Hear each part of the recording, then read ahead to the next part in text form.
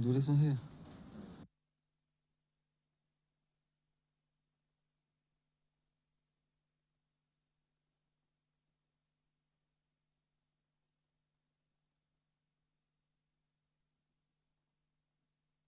The Speaker, recommittal of papers.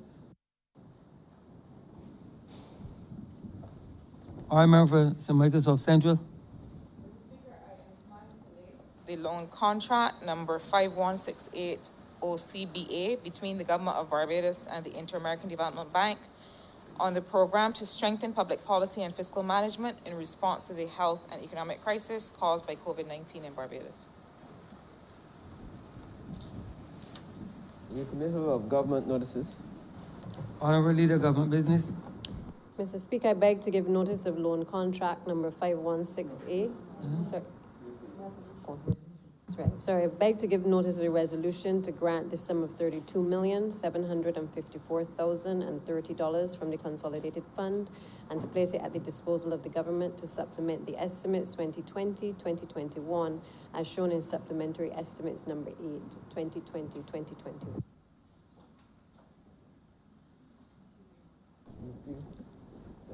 Revert to government business and order number 214.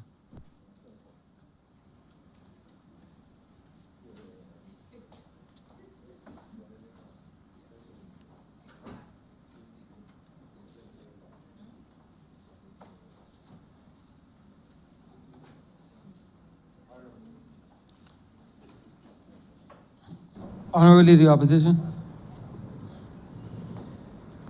Thank you very much, Mr. Speaker. Opportunity to lend my voice to the furtherance of this debate on the matter of these two bills, which both seek to give honor where it is believed honor is due, and award Barbadians for service in the name of and in the cause of the country. Now, Mr. Speaker, I don't believe in the kind of opposition politics that opposes for opposing's sake or criticizes just because you want to make a political point. I certainly don't believe in the politics of personal attack inside of here or outside of here, even on the political platform. And I say that just to set the backdrop for my next comment. And in speaking to the two bills before us, I want to take the moment to applaud the Honourable Minister of Health, the Honourable Member for Bridgetown City, for his leadership in terms of the health response or managing of the health aspects and related to the COVID presence in Barbados and its potential threat and potential wider spread in the absence of good management. COVID, of course, as we all know, presents an serious economic challenge for us. A virtual mountain which we yet have to climb. A virtual valley of darkness and of shadow which we are yet going through. But there's also the aspect of the public health threat that has existed, the well-being of the country. And of course, it would have taken some measure of astute leadership of that ministry, marshalling the forces in connection with that ministry and then liaising with other ministries to stay on top of the situation. I am of the view, as many others are, perhaps all of us, we're not out of the woods and not clearly through the valley. But I would want to go on record as extending my compliments to the honourable gentleman from the city in terms of his role as Minister of Health with respect to the management of the COVID issue. Now, I don't know what else he's doing relative to the portfolio, for which I must compliment him or criticize him. I'm not dealing with those things because that's not the point today. I don't know yet if I'm to compliment him for managing situations relative to the QEH the mental hospital, the polyclinics, all of the others, that day will come. And if I find at that moment he is worthy of such credit, I will be so honest as to do so. If I find at that moment he is worthy of some censure, I will do so as well. But today, I simply want to applaud him. I don't engage in platitudes and not necessarily easily moved by slogans and mantras. And simply to say, I think that he has set an example of leadership with respect to his ministry over this matter. And that example should be applauded, and I want to commend him.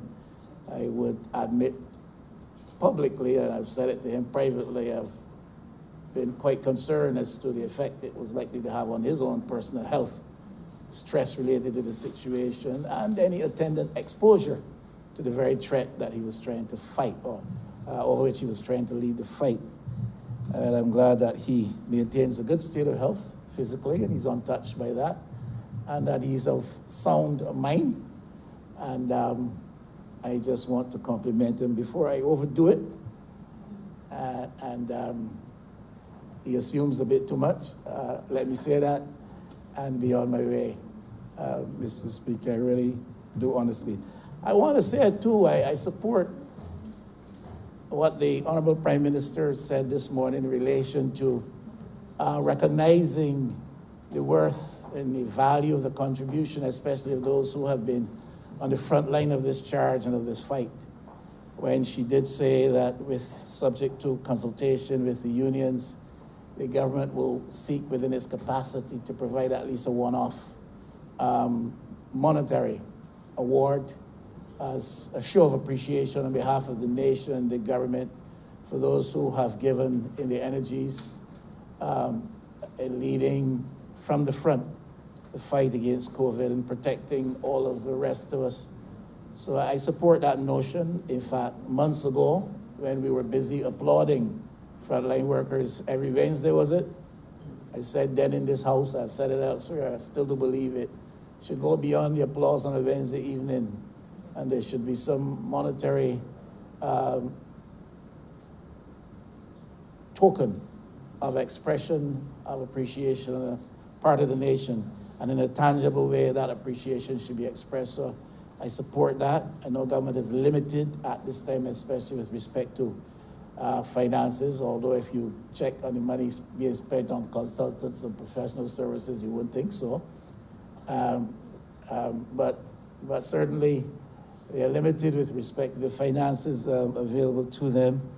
But I think it would be a worthy gesture if in fact that monetary token of appreciation should be given. And I use the word token at this moment for lack of a better word. It should go beyond token and go to the extent to which the government has the capacity so now to do in this moment. I still also do believe that in addition to what we're able to give in the context of our financial constraints, we should consider giving these people some time off from their regular duties once we settle back down as a country, because some of them, as has been said in this very debate, have gone beyond the call and have worked over hours and extra hours and even on their Sabbath to minister help to others.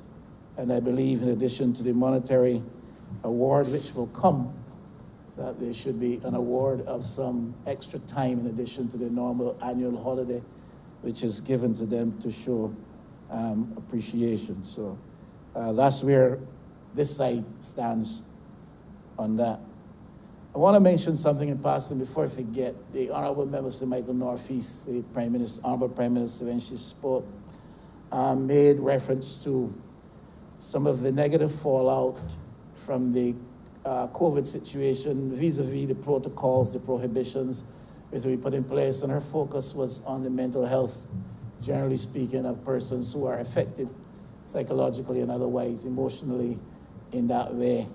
And I share those concerns, but I have a particular concern which I want to zero in on, and the Honourable Prime Minister didn't go there, so I would want to make sure that I put it on the table. As a pastor, you know, Mr. Speaker, people come to you with various concerns and problems. And one of the complaints, concerns, issues that has been raised with me recently is the already seeming negative effect or impact upon the emotional state of mind of our primary school children. I have been told by those who have charge of such children in a few instances thus far that there have been noted significant behavioral change. I have observed that myself in our church, especially with reference to one young boy who was very hyper, very active, very bright young fella, but he has withdrawn to a state of relative quiet that troubles me. And these are the complaints I've heard from a few others. I want to say that if it is not already being done, that some study, perhaps some attention for sure, ought to be given upon or to the likely potential for negative emotional, psychological impact on our primary school children, because the regime of teaching and learning with them has changed. The protocols impact them as well. The prohibitions are applied at that level as well.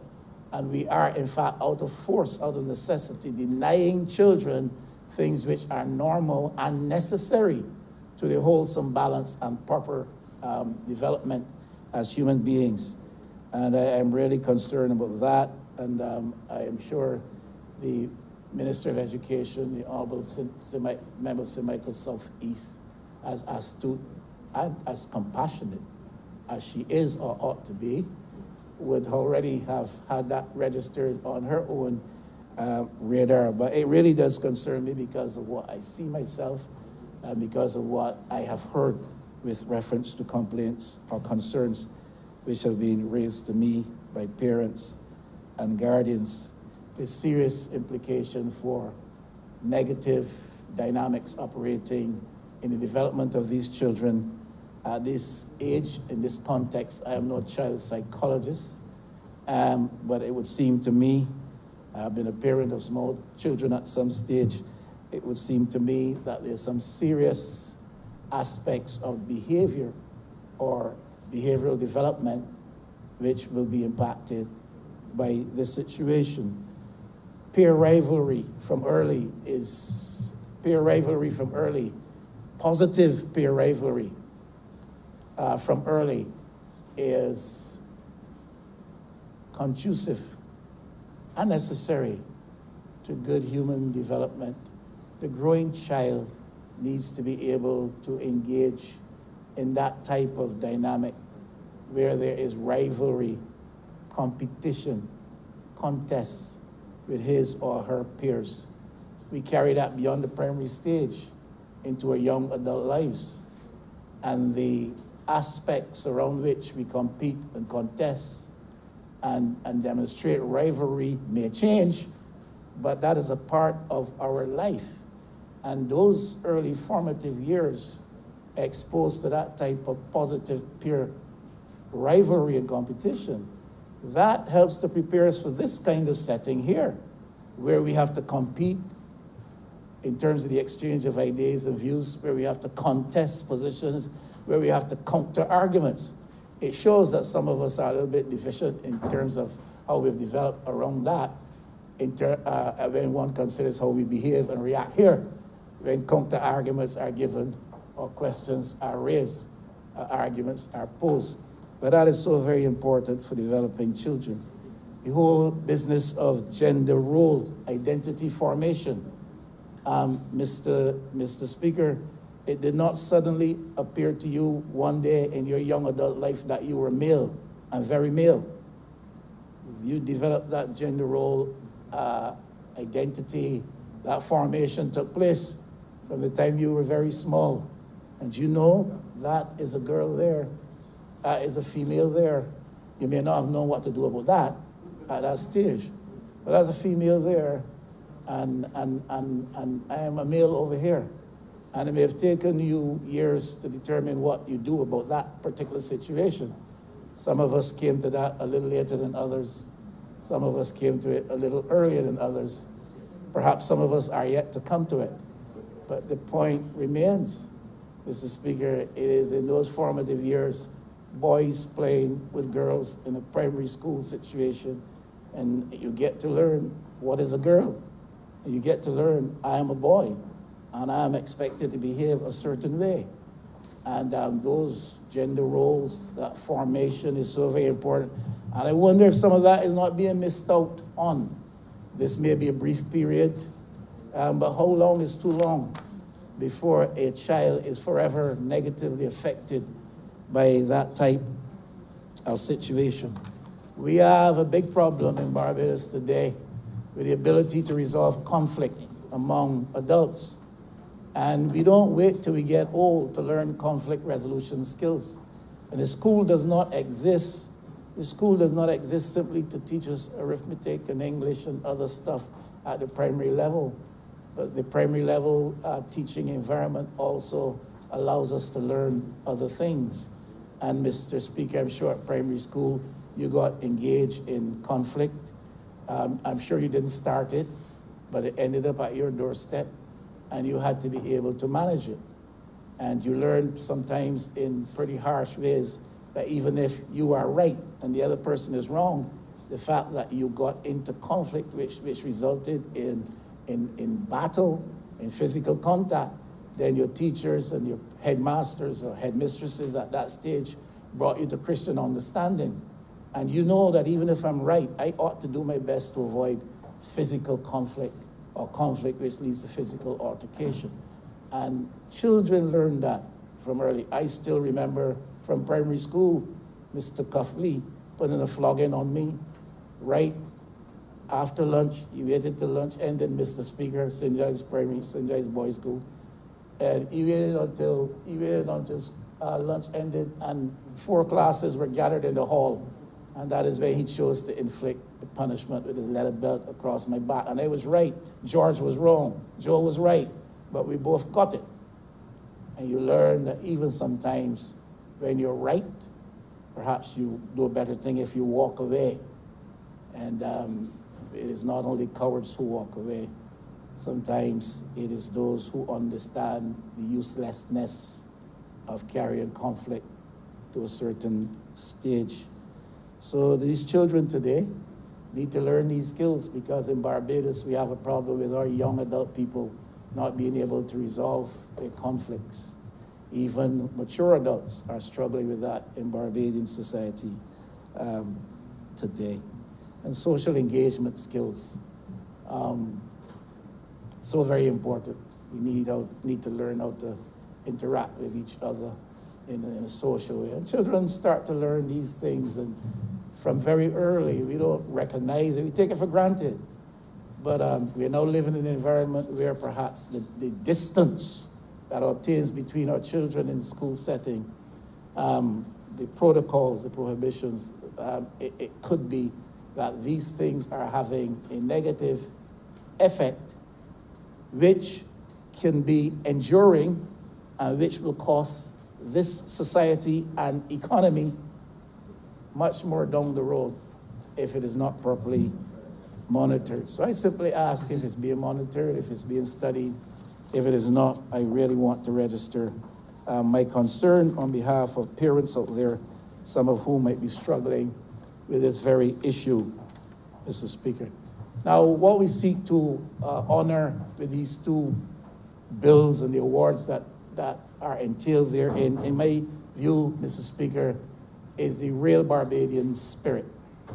I am not so naive as to recognize that the Barbados in which I grew up as an adolescent, in which you lived as an adolescent, has not undergone significant change with respect to what we call the Barbadian spirit and what is really the essence of being a Barbadian. There have been some positive changes. There will be some serious negative changes as well. And I think, I would hope, what is intended here and what's being attempted here is really an initiative to recognize what is really the true Barbadian spirit, and to reward what is truly the real Barbadian spirit, so that we might see it further encouraged in every possible circumstance. I say that because, Mr. Speaker, there are those who serve in the interest of this country without any consideration for material gain. Some of those persons are located right here in this chamber today.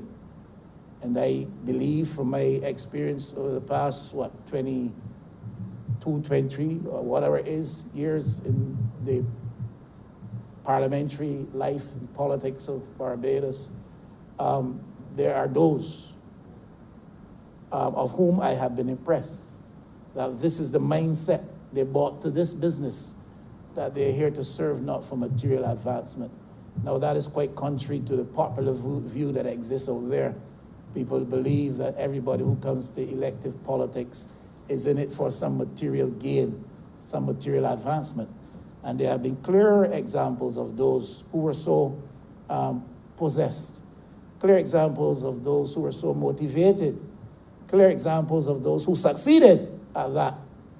But there are also some examples, glaring examples, of those who were not in that way motivated, and those who have not, after many years of service, been in that way blessed, because the material acquisitions that have come their way during the life of public service are not such that anybody can easily, honestly say, you got that because you served in this way. And I think that that's part of the real Barbadian spirit, that there are many who serve without any concern about material. We've heard it said in here already in this debate. I think it was the Honourable Minister of Health who said it.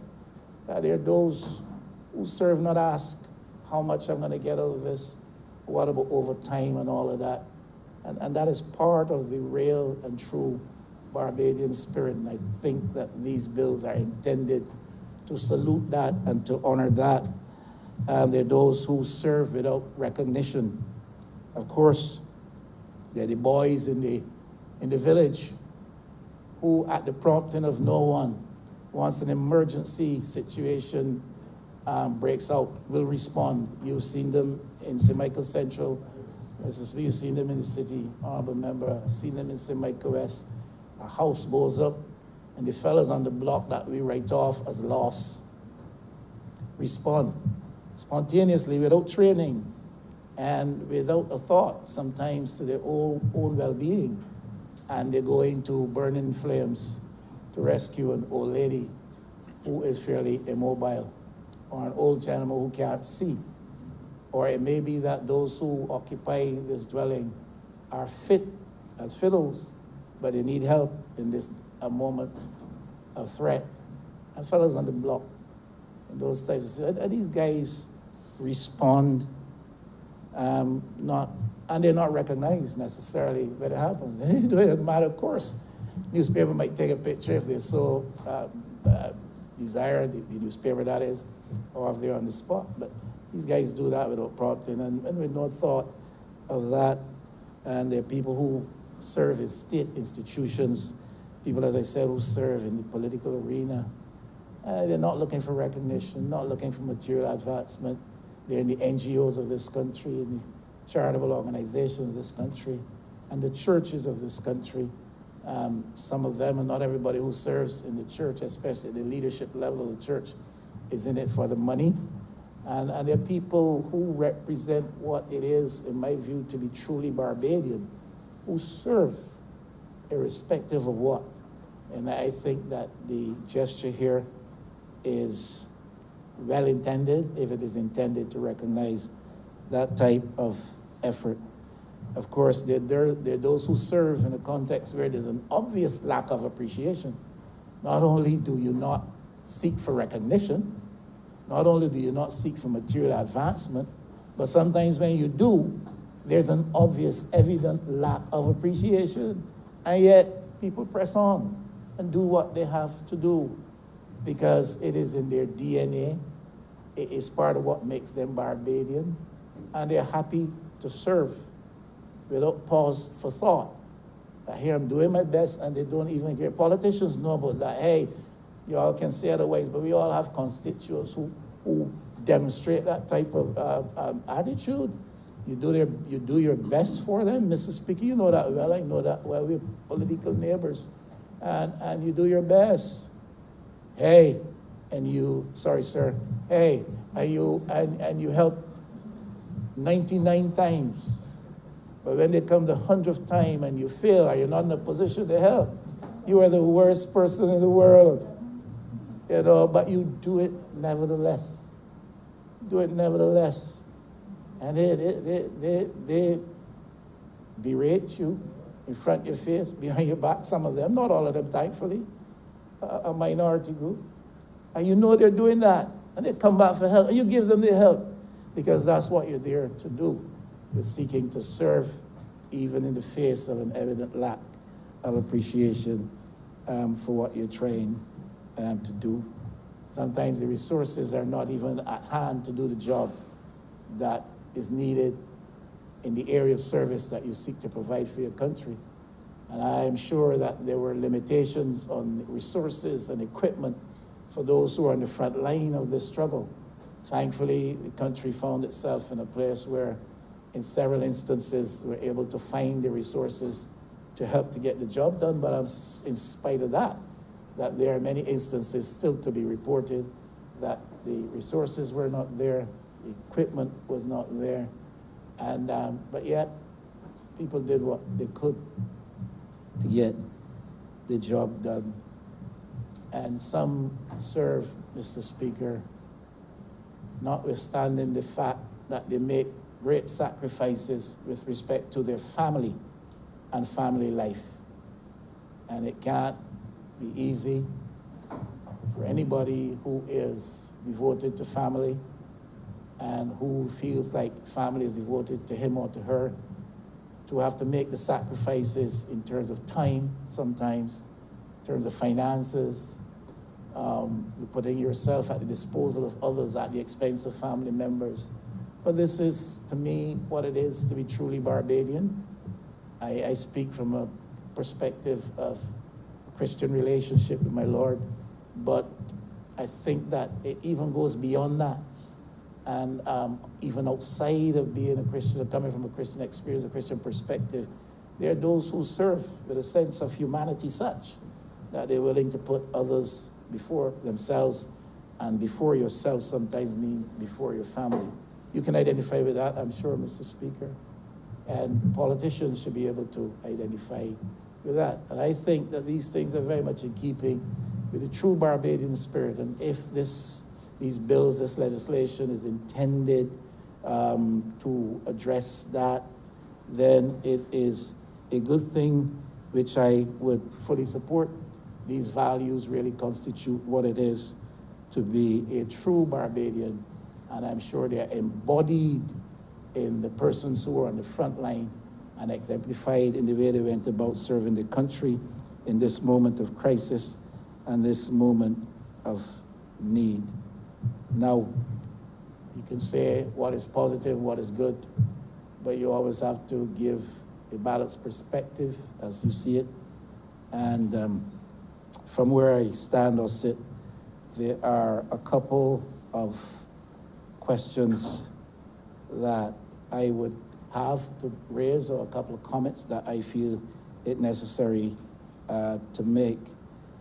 In this bill, the Humanitarian Service Award Bill at Section 4, subsection 2, it seems to suggest to me that the identification or the identifying of persons to be awarded is solely at the discretion of the Prime Minister of the day. If that is so, I do not know that I support that. I think that if these are truly national awards for service rendered in the national interest, those who are identified as deserving of these awards should not be restricted to those who catch the attention of the Prime Minister or who are so awarded based on the recommendation of the Prime Minister only.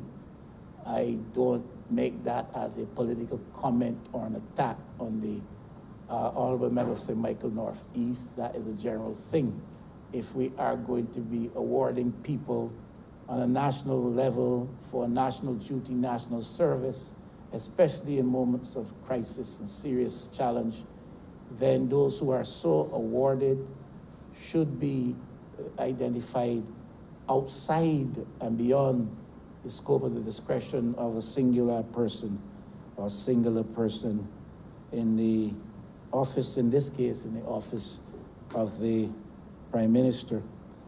I notice as well that if you look at the two bills together, as the opposing voice on this side, I think I have to say that we've got to be careful in Barbados that we don't devalue the worth of honors conferred upon people, especially at this level, by embroiling the award in the mire of politics, if I might put it like that. We need to avoid politicizing the process.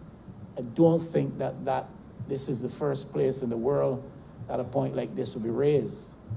If you do some research, you will find abroad, near and far, there are those who raise this issue with respect to the conferring of national awards.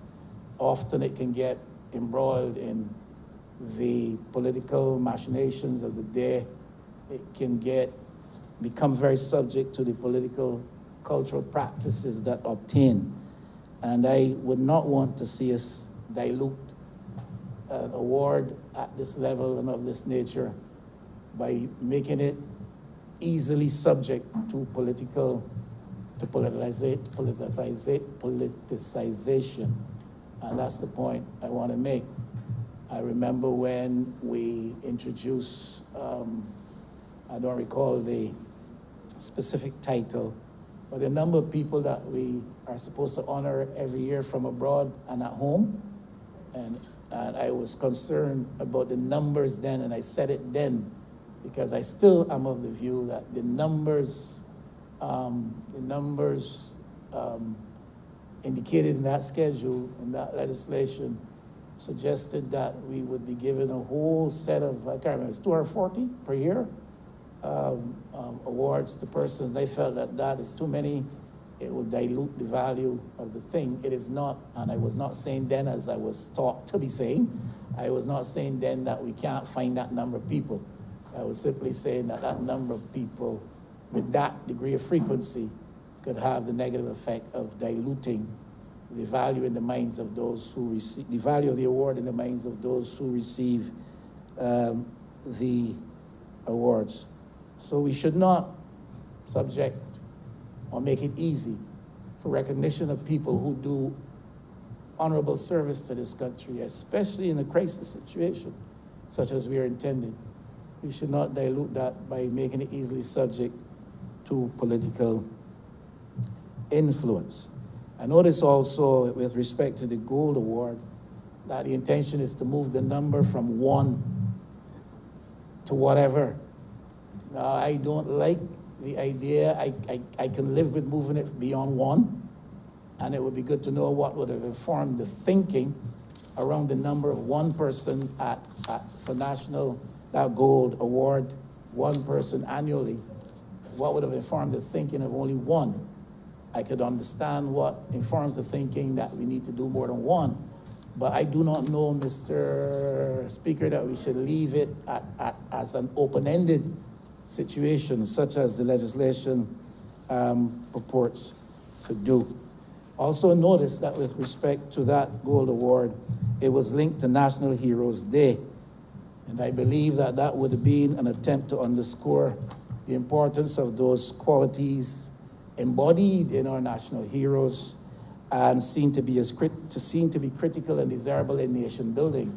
I would have thought, therefore, it was an attempt to instruct citizenry as to the values that we uphold and hold high and treasure, such as embodied in our national heroes and which might be replicated right across our citizenry.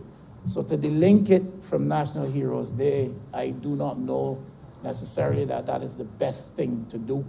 It is not the thing that would tell me I should vote against it, but I just put that out there. I think we're wanting to teach, especially our young and up-and-coming citizens, what we see as the real Barbadian spirit. What we see is the true value of citizenship, how citizens behave themselves, what are the qualities that we want to see inculcated in our young adult people as they come along from our school system and from our homes and family units and come up the line. And I think if we delink it from National Heroes Day and just leave it to the discretion of cabinet as to when these awards should be made, I don't know that that is the best thing. Nation building is much more than having to do with proper management of the economy or the healthy building or the building of healthy institutions. It is also about teaching good values, good qualities of citizenry and patriotism. And one of the ways you do that is by example, by models, by the embodiment of such. And I think persons so recognized become the models that you want to encourage other people to emulate. One last thing before I sit down, Mr. Speaker, is simply this, and I want to support my colleague, can I say colleague? I want to support my comrade from St. Philip West. St. Philip West, we're colleagues in arms. We're on the political front line. We may fight on different spheres, but I think we are pursuing a common cause, and that's the good of Barbados.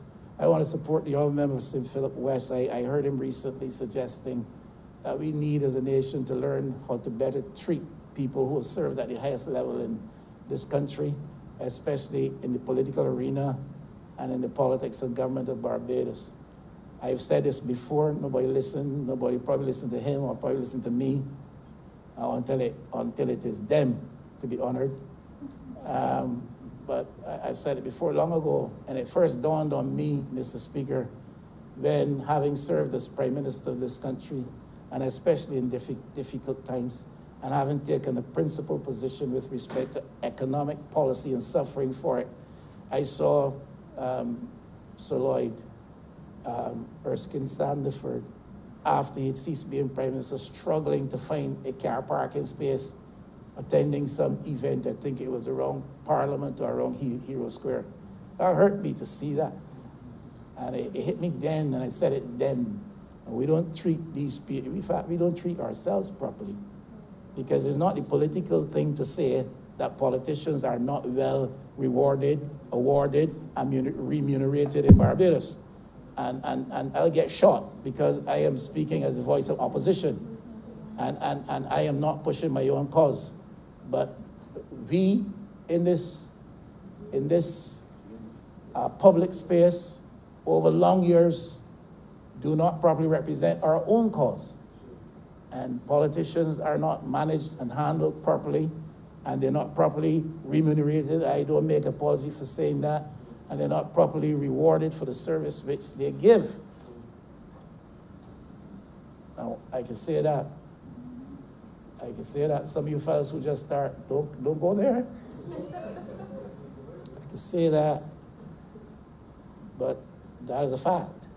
You compare what happens in Barbados even with some of our neighbors who are not as well off economically as we are.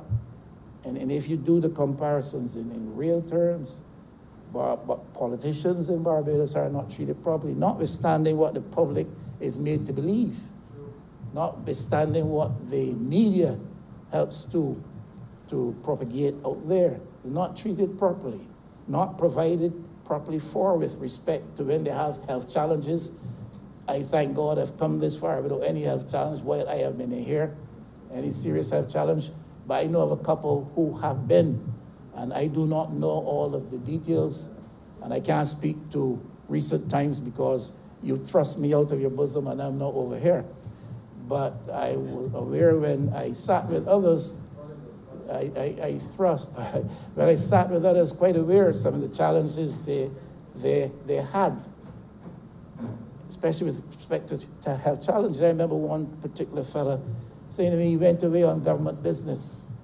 and found himself immediately faced with a serious, serious health challenge, which would require a financial response, and was not in a position to do so because there's no provision for anything like that. The country sends you out there to do its business, but they don't care how you survive out there or if you get back or what state of health you're in when you come back.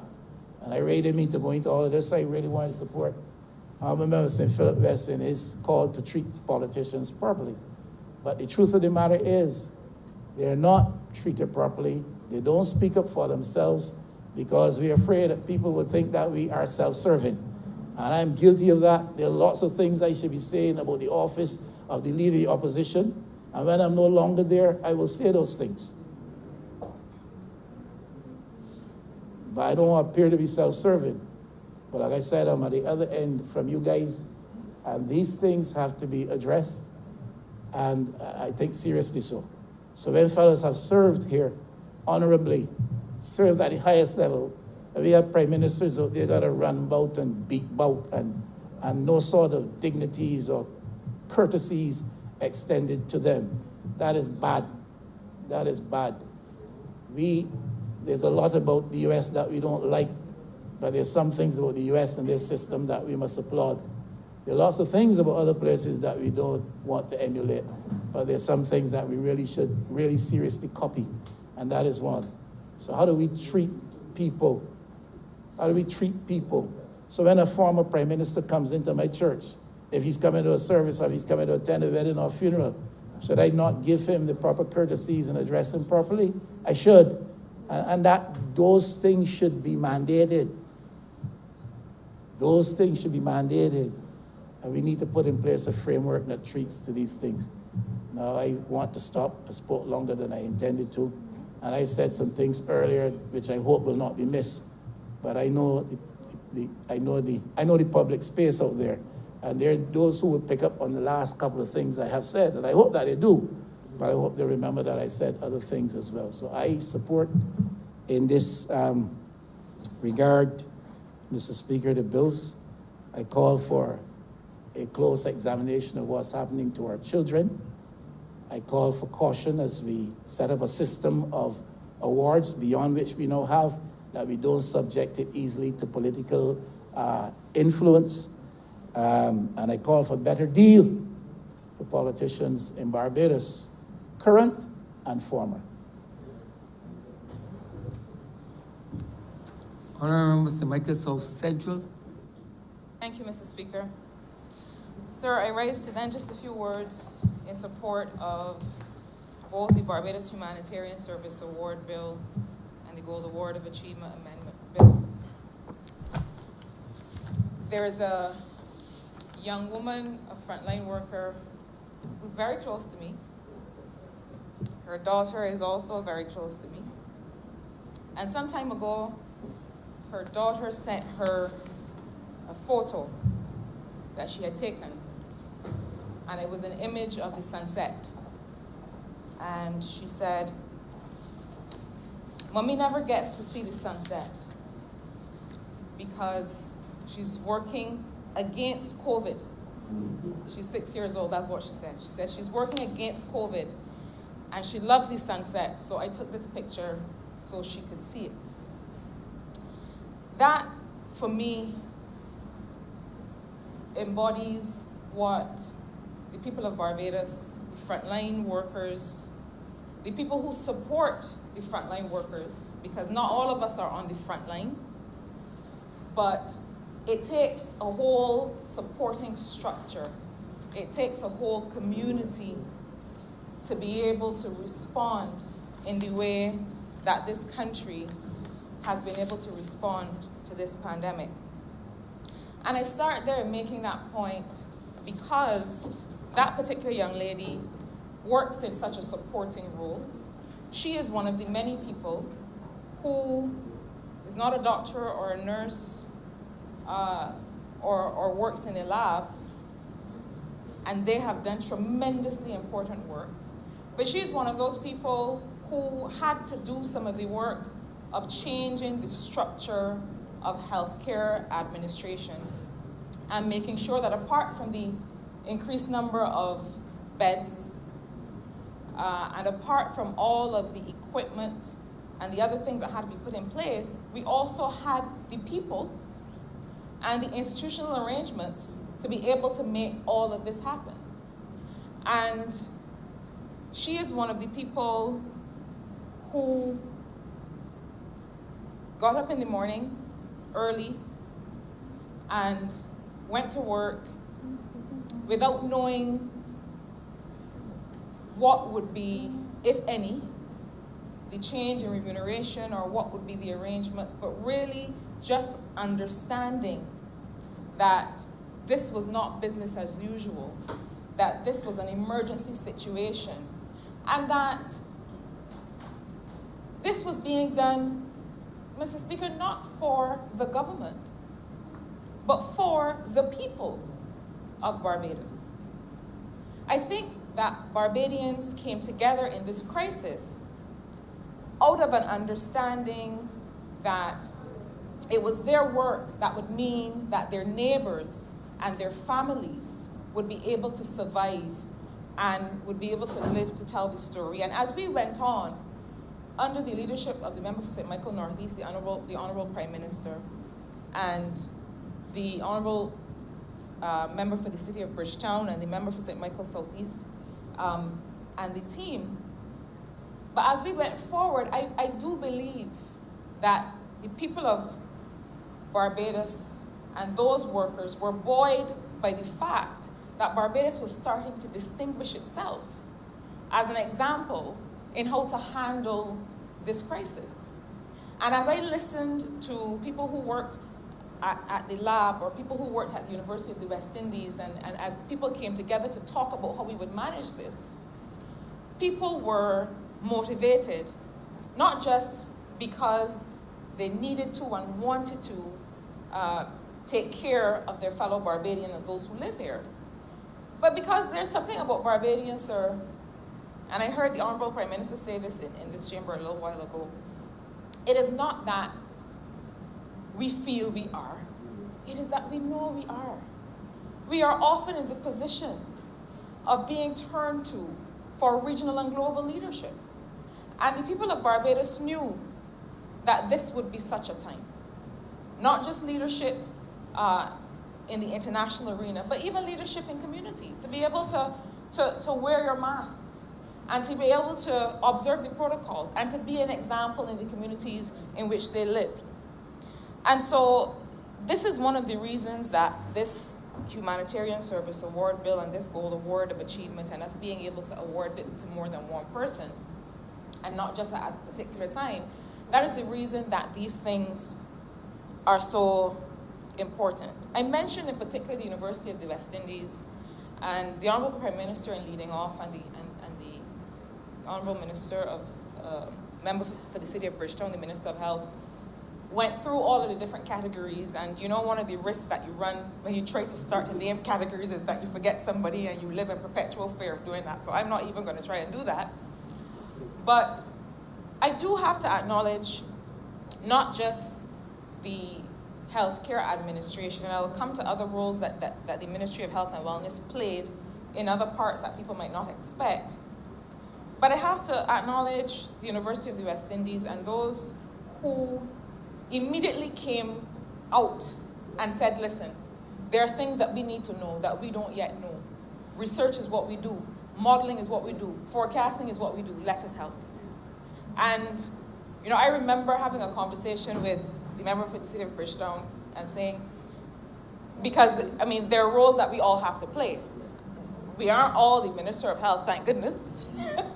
But there are roles that we all have to play. And I remember having that conversation with him and saying, do we know what our numbers are going to look like? Do we know the things that we will be called on to do as the numbers change? Who is dealing with this forecasting business? Who is looking at this modeling? And that is the conversation that led to the further involvement of the University of the West Indies. And they came with all of their thinking and with all of their explanations, and not only being willing to teach, but willing to learn and being able to share in this collaborative space. And I really have to acknowledge the team that has been doing the research there, and has also given some leadership to the global community in terms of how we address this issue of modeling and forecasting. Their work, together with the work of the Ministry of Health and the Queen Elizabeth Hospital, also allowed us, and in particular, the chair of the QEH, the PSN team in the Ministry of Health, and the deputy chair of the QEH board, and the team at the QEH as well, allowed us to very quickly put together that operation for the European Investment Bank financing for COVID-related healthcare expenditure. The Honourable Member for St. Michael Northeast made the announcement this morning, hot off the press, that we received word that the operation had been approved for up to 50 million euros in COVID-related health expenditure. Now, the reason that we were able to very quickly put that information together, and we certainly know that the European Investment Bank and the European Union tend to require perhaps a lot more detailed information than many of our other partners. But it was because of the tremendous planning in terms of procurement, in terms of knowing exactly what things cost and what you would need. It was because the Ministry of Health and Wellness and the Queen Elizabeth Hospital had done that planning quickly, but had done it, and had the capacity to be able to keep abreast of that information, that we were able to put together all those numbers, and we were able to go back to the European Investment Bank and get these concessional terms for this refinancing. The colleagues from the bank even said to us, this is perhaps the best example of how we've received information and how well thought out and planned out and specific it has been in the countries that we've worked with in this operation. But I want to say something very quickly about why this kind of financing is important. The Ministry of Health and Wellness in 2019 went through an estimates process, just like every other ministry, where they came to us in the Ministry of Finance, Economic Affairs and Investment with a program, with some ideas for the expenditure and for the revenue to say, this is what we expect to earn, this is what we expect to spend. I once heard somebody say that COVID is like looking both ways before crossing the street and then getting hit by a plane. And that is really what happened to that ministry. It happened to all of us. But when they came to estimates and they put forward what they put forward, never in a million years would they have believed that they would have to, by January, February, March of the following year, then have to start to really think about, well, how do we finance a response to a pandemic? There's something that people don't often think about in the last 9 months as we've been dealing with this. And it is the fact that this pandemic did not put on pause any other health-related issues. People still got ill from other kinds of things. People still got into accidents, regrettably. People still had fractures and all kinds of other health issues that the health sector in this country had to address. And so what happened, not just in the healthcare sector, but in many other sectors, is that the pandemic sucked all of the air out of the atmosphere. Because when you had planned your resources for certain things at certain times, here comes a pandemic, a 1-in-100-year event, and tells you, oh, you thought you were going so, well, come so. And so what this operation, what this financing, with the help of from the European Investment Bank allows the sector to do, is to then reorient resources to the areas that may have had to wait because we were trying to keep people alive in the context of a pandemic. And so it's very important that we understand that the health sector is one where there are many things to respond to all at once. There are many balls in the air. And I have to say, I have to give the utmost credit and respect to the Minister of Health and Wellness and the team who continued to do an accident emergency expansion, continued to address the issues related to vector-borne diseases and dengue and all of these things, continued to engage, increase the nursing capacity in terms of the nurses from Cuba and from Ghana, continued to roll out the community health workers and all of these other efforts alongside everything that was going on, has now brought a national cancer plan for the country and is really able to walk and chew gum and skin coffins, as we would say, because that is what has been necessary.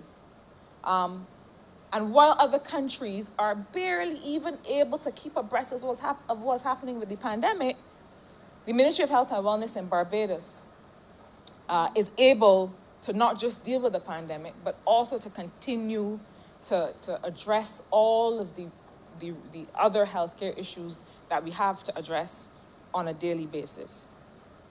The fact that we had to deal with COVID has called for all kinds of restructuring. And it's not just in the healthcare sector, but there's also certain changes in the structure of the economy and the nature of commerce. And so I say these things because I want us to have the full picture of how so many people in so many sectors and in so many places had to shift and had to adjust and had to come with new ideas.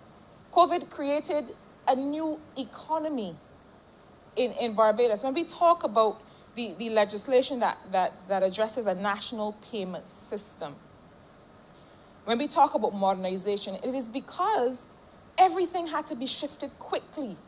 We had to start delivering pharmaceuticals, people's drugs to them. We had operators, we had people who worked in the delivery economy that very quickly rushed in and filled that gap. You know, there are people who called us up and said, listen, has it ever occurred to you that you might be able to use delivery services in this way or in that way? Has it ever occurred to you that we might be able to assist? They didn't ask how much they were getting paid. They didn't ask anything about any arrangements. They came in and they understood that we had to restructure the economy. We had to make way for a digital economy, for a delivery economy, for a gig economy, where the nature of work and the way that we do things was changing. And all those people who came with their ideas, who came with their new business models, all those people we have to acknowledge, and we have to mention them when we talk about how Barbadians have stepped up to the task. On the issue of how we had to deal with financing for COVID, it is not just this recent operation that allows us to address the financing issue.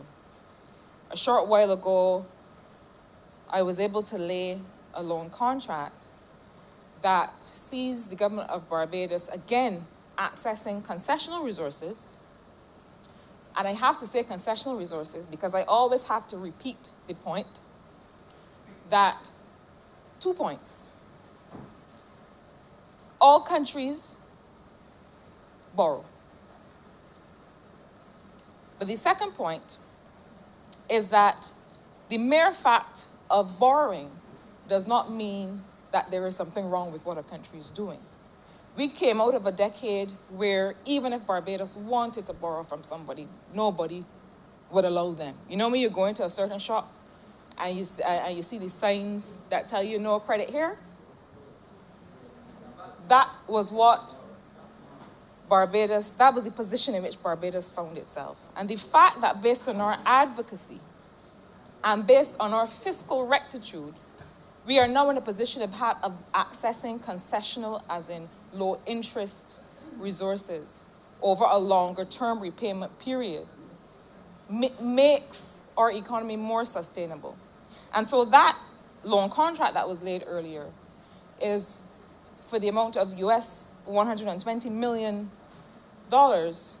that we now have access to as a policy-based loan to be able to address the fall off in revenue that was caused by COVID.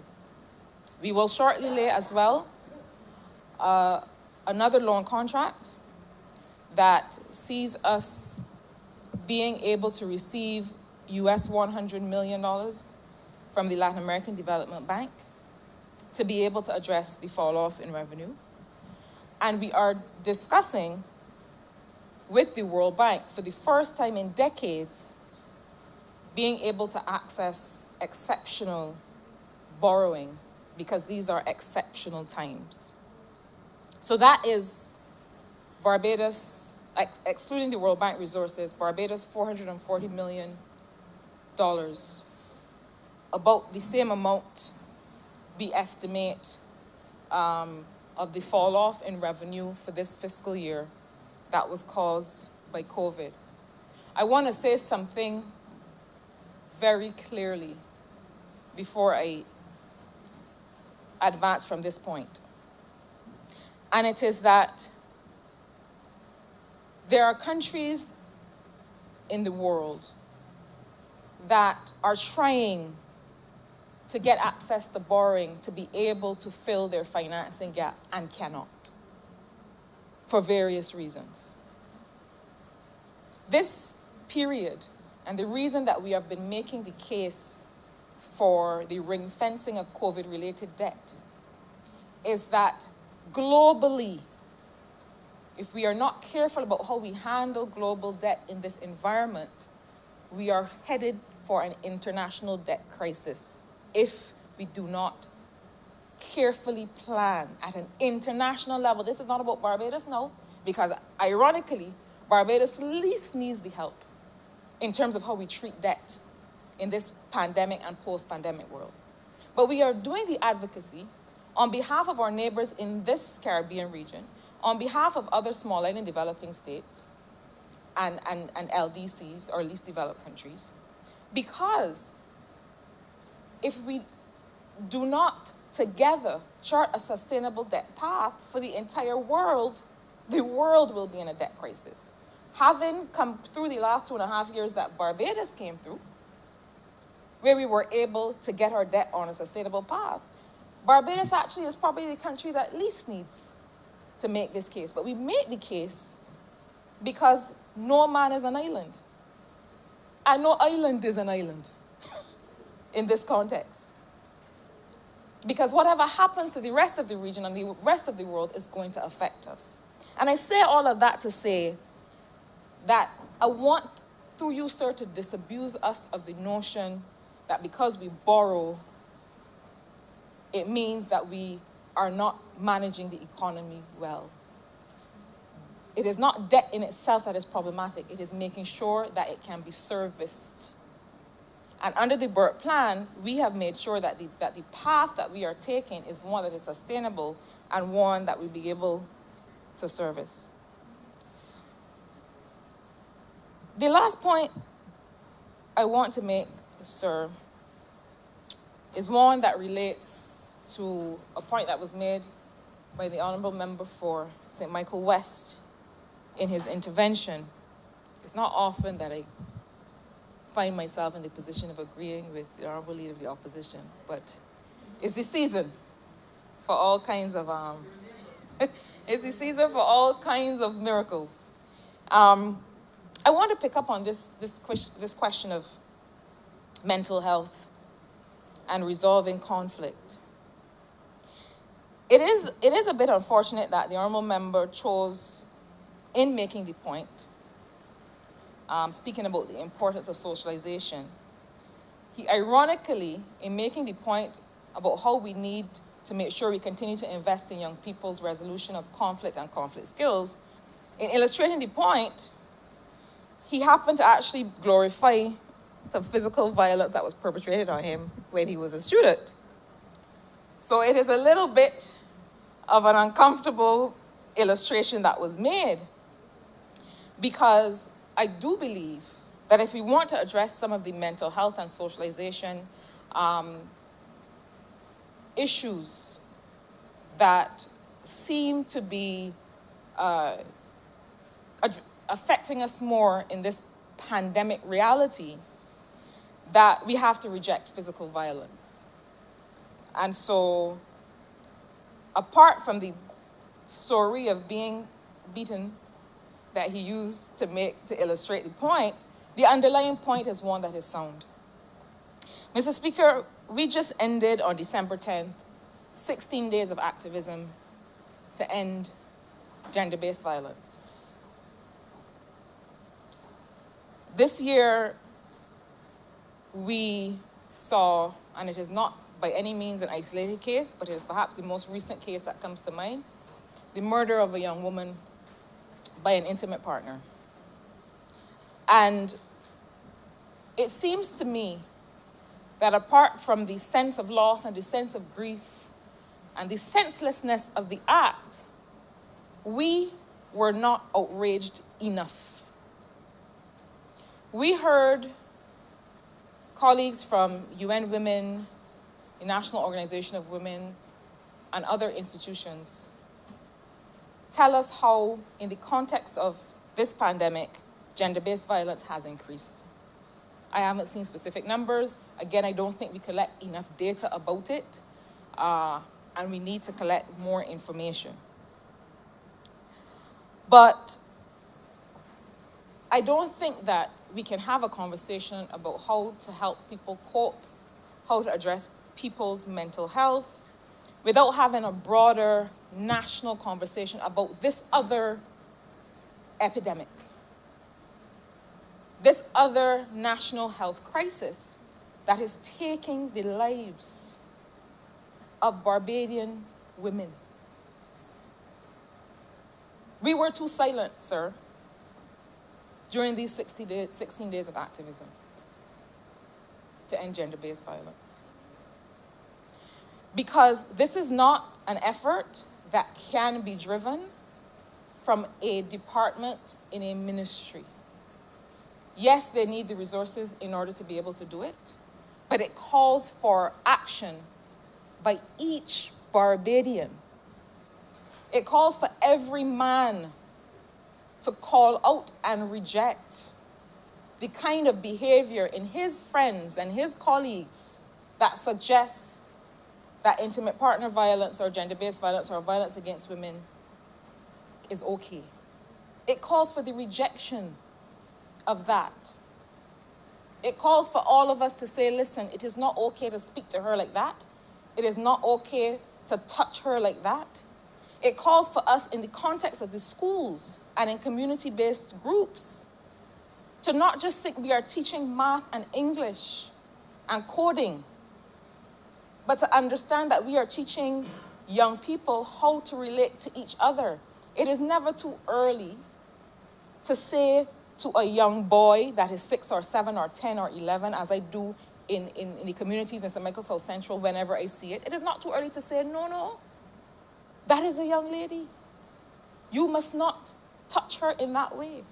Or to say to young girls, it is not all right for you to put hands on somebody in an aggressive way. And so, as I have said to my colleagues in this honorable place before,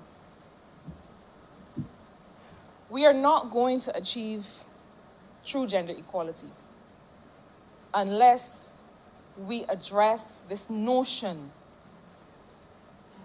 that, or this atmosphere that allows gender-based violence to persist. This is one of the issues when it comes to resolving conflict that we have to speak about. And I do not say it because I am a woman. And I do not step away from it because I am a woman. I think that we all have to be mindful of the fact that we, men and women, bring all kinds of perspectives based on our life experience and not to step back from it. And so what I would say in closing on this debate is that the work that has been done in response to this pandemic has been nothing short of human or yeoman. It has been nothing short of tremendous. And it is fitting that we acknowledge it, not just with this symbol of appreciation, but as the Honourable Member for St. Michael Northeast, the Honourable Prime Minister said earlier, that we acknowledge it in a tangible financial way to be able to honor the men and women and young people and children who have made their contributions. But I do want to remind us that the work of addressing this pandemic, the work and the transformation of making sure that we continue to live in a harmonious society must continue. And the effort that we have seen has to be applied to other things that ail us. The work that we have seen has to be applied in other places where people are losing their lives because we have not done enough. And so with those few words, Mr. Speaker, I commend these two bills and I'm obliged to you.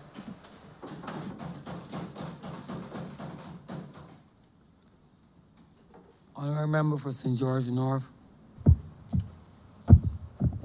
Thank you, Mr. Speaker.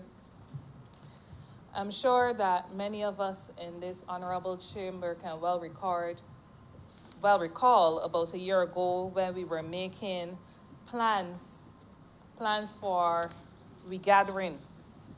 There was a lot of anticipation that we would be reconnecting with our culture. We would be recalling the sense of community within our various parishes. We would be linking up with a number of people, relatives and friends who would be coming in from overseas to attend the many festivities, the many functions that would be planned all around regathering. All like no last year, that's where we were, much anticipation. But then something else visited, COVID. COVID happened, and it knocked all of those plans, we gathering, changed to we inside, we masking up, we put lockdown, and so on. And we heard the many different iterations of it that were being put out on social media. And anticipation and excitement turned to fear and anxiety among many within our communities. And I context it there, Mr. Speaker, because the two bills before us are bills that emerge really out of a reflection of what took us from the level of anxiety that was being experienced when COVID visited to where we are now, Mr. Speaker, on the 15th of December. I'm sure that when COVID came upon us, that there were many who are listening to this debate today that could not consider that Barbados could be in the position that it is now. Of course, we have had 7 deaths, and we regret that we have had those deaths, but that we are here and we can look around and still see many of our families and friends who've not lost their lives to COVID-19. And especially when we look at other countries where the situation is not as positive as it has been, or has not as been as successful as it has been for us here in Barbados.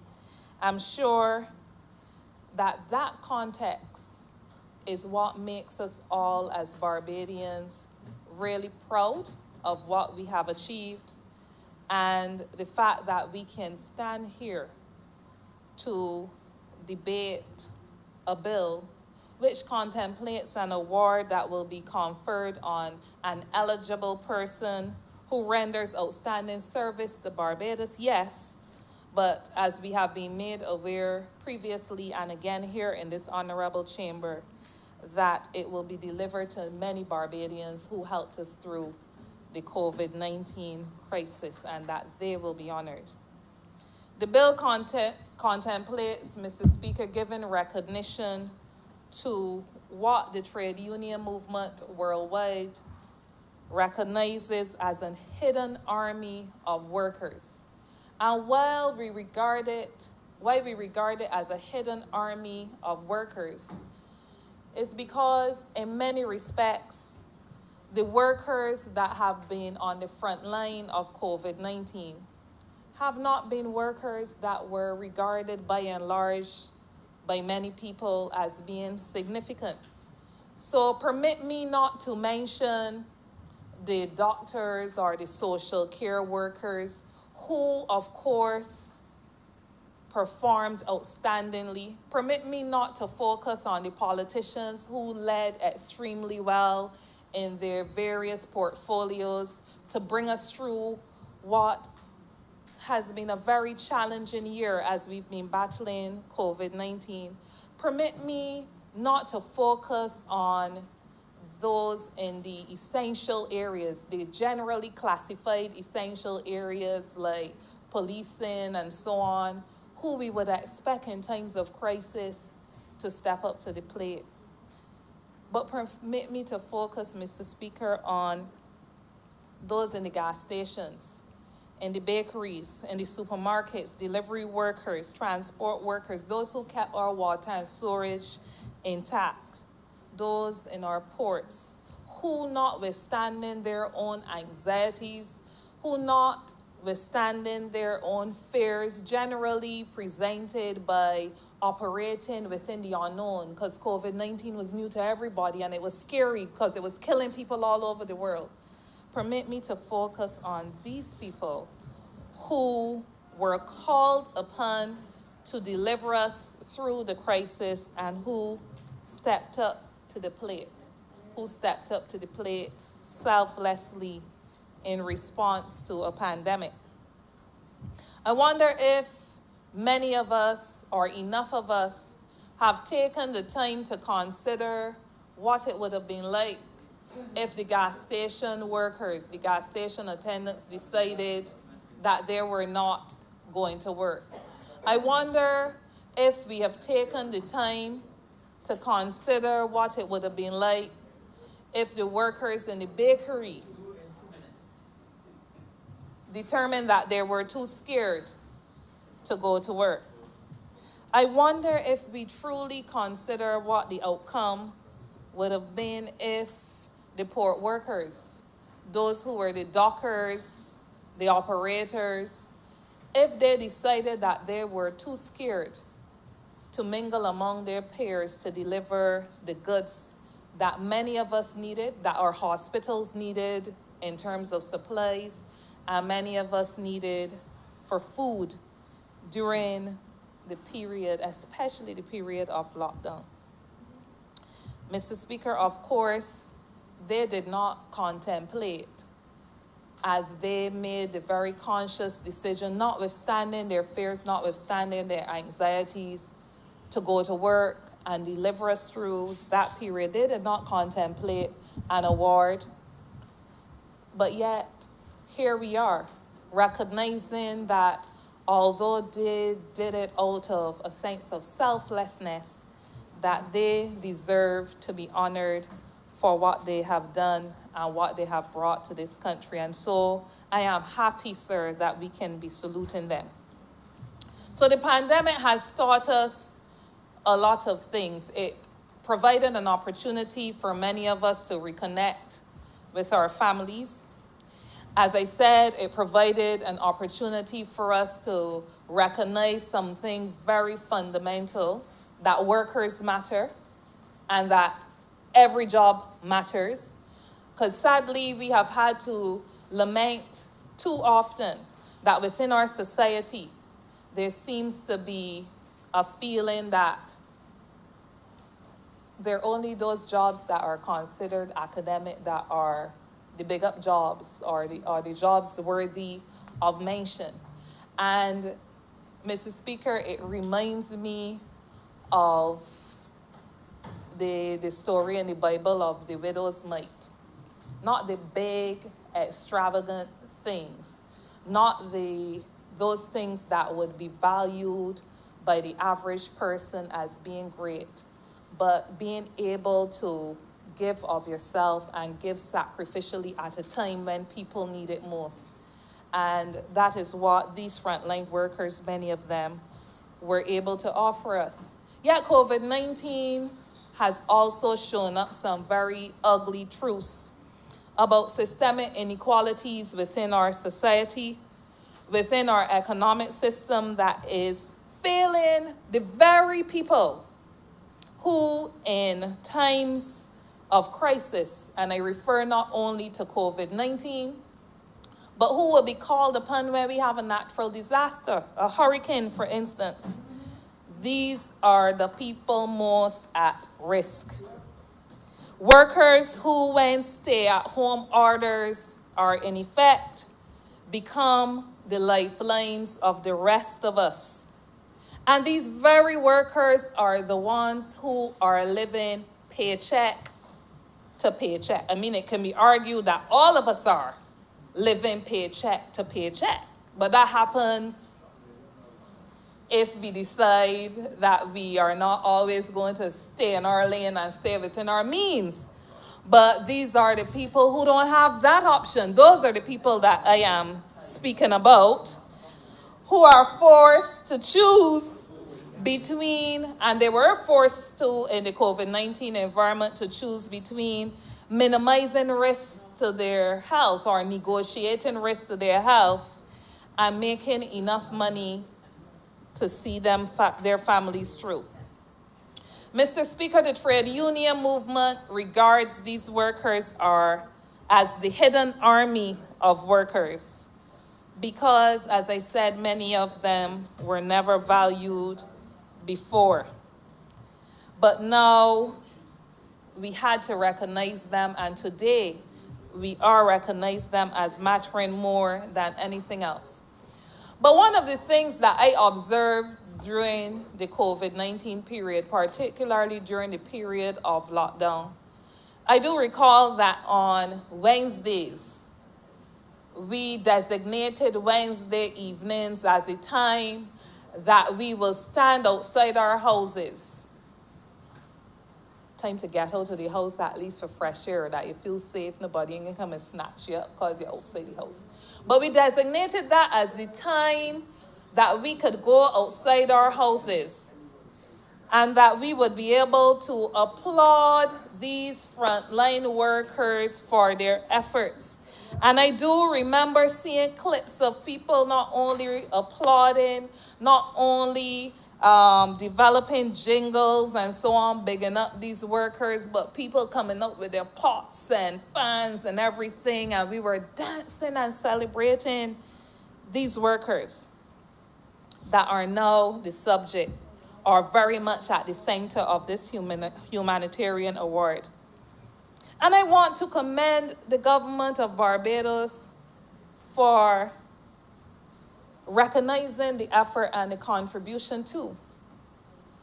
And it's important that I say that, Mr. Speaker, before the next thing that I'm about to say, because as we applauded these workers, do you know, or are we aware that some of the very people that were supporting and promoting the applause were the very people who were constructing and devising that as soon as the country opens back up, many of those workers would have found themselves on the breadline? Because it happened. It happened to supermarket workers. It happened to workers in retail, workers in delivery, who were on the front line and who we now hail and who this award will now recognize as humanitarian. Mr. Speaker, I believe that this award is a good thing. I believe that it is a right thing. But now, having experienced the value of these workers and having had cause today to reflect on the value that they brought to our lives during this period 2020, I'm heartened that this government also recognizes, and is caused to recognize in any event, that we cannot cut corners in attempting to do the right thing. So we cannot stop at a humanitarian award of service. We cannot stop at a pin, whatever designation, whatever form it takes. Because many of these very workers, key workers, essential workers, frontline workers, important workers, face stark inequalities relating to their pay that have to be addressed, to their job security that have to be addressed, to the hazards that they face in their workplaces. And again, I go to the gas station attendants as a good example, because many of us, when we go to fuel up, can't wait to get out of the gas station because of the fumes, the scent, and we could feel it at the back of our throats, or we feel it in our heads if we have to be there for any length of time. But these workers are the same workers working at wage levels below what the average person should be expected to live off of, working without conditions, working without health insurance, working without basic PPE.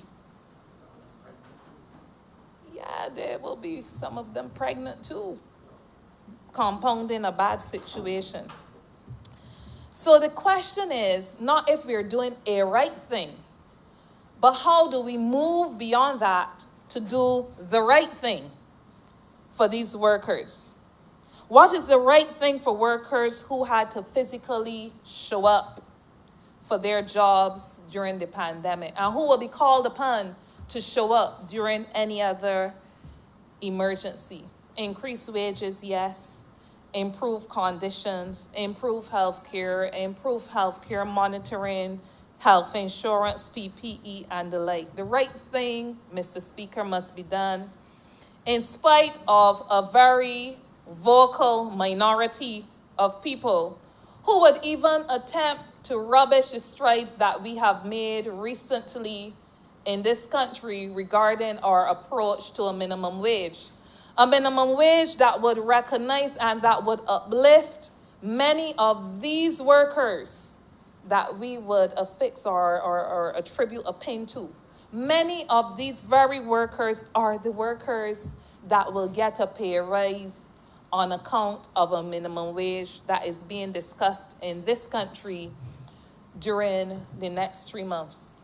And all honorable members in this chamber must exercise their influence in encouraging other people to see the importance of what is being done, to support what is being done, and to work tirelessly to ensure that come the 31st of March 2021, that we would be able to demonstrate that beyond the award that these workers will achieve in January 2021, that they have a lot more to look forward to in terms of the upliftment that a government committed to enfranchising its people is committed to do and will do.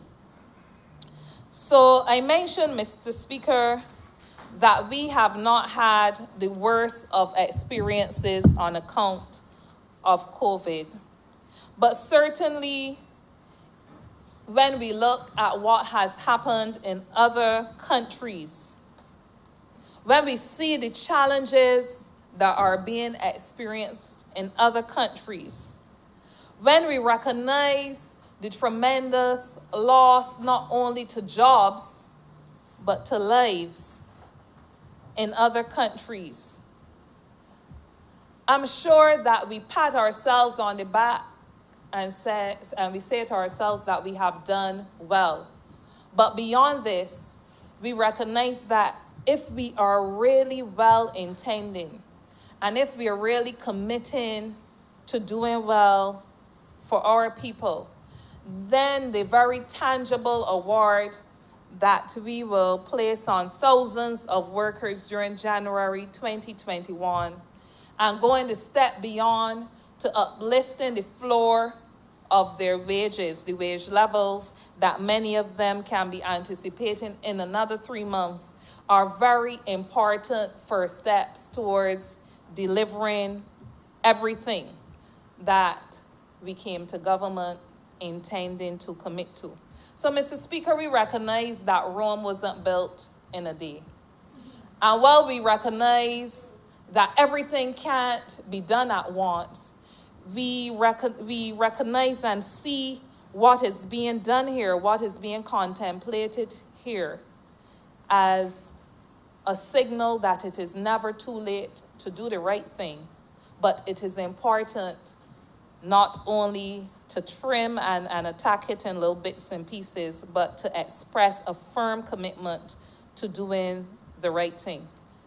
It's a good first step, therefore, and I am very happy and pleased to be able to support it, but I signal us that the journey is far from over.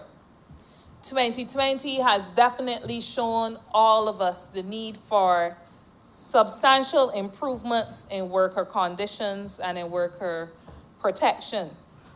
I'm encouraged that the government is on a good track, and I know that with strong leadership and with firm commitment and with the insistence of the many of us who would ensure that we follow through on our commitments, that we will get there. I just want to take this opportunity before I sit to encourage all of us to continue to work steadfastly to ensure that Barbados remains a country that recognizes workers as people first, that understands that every job counts, and that our people must not only be observed as vehicles to exploit and to gain profits when it is convenient. Our people must truly be recognized as being a symbol of who we are, and in recognizing that, we paid tribute to them in ways such as the award, and going further to ensure that we uplift them and truly enfranchise them. So, Mr. Speaker, I support the bill. I support the bill not only for all those workers who deserve our thanks, but I support it for all those workers who deserve our respect and, more importantly, our support. Mr. Speaker, I'm obliged. Honourable Member for St. Philip North. Thank you so much, Mr. Speaker, for giving me this opportunity to add my voice to the current debate.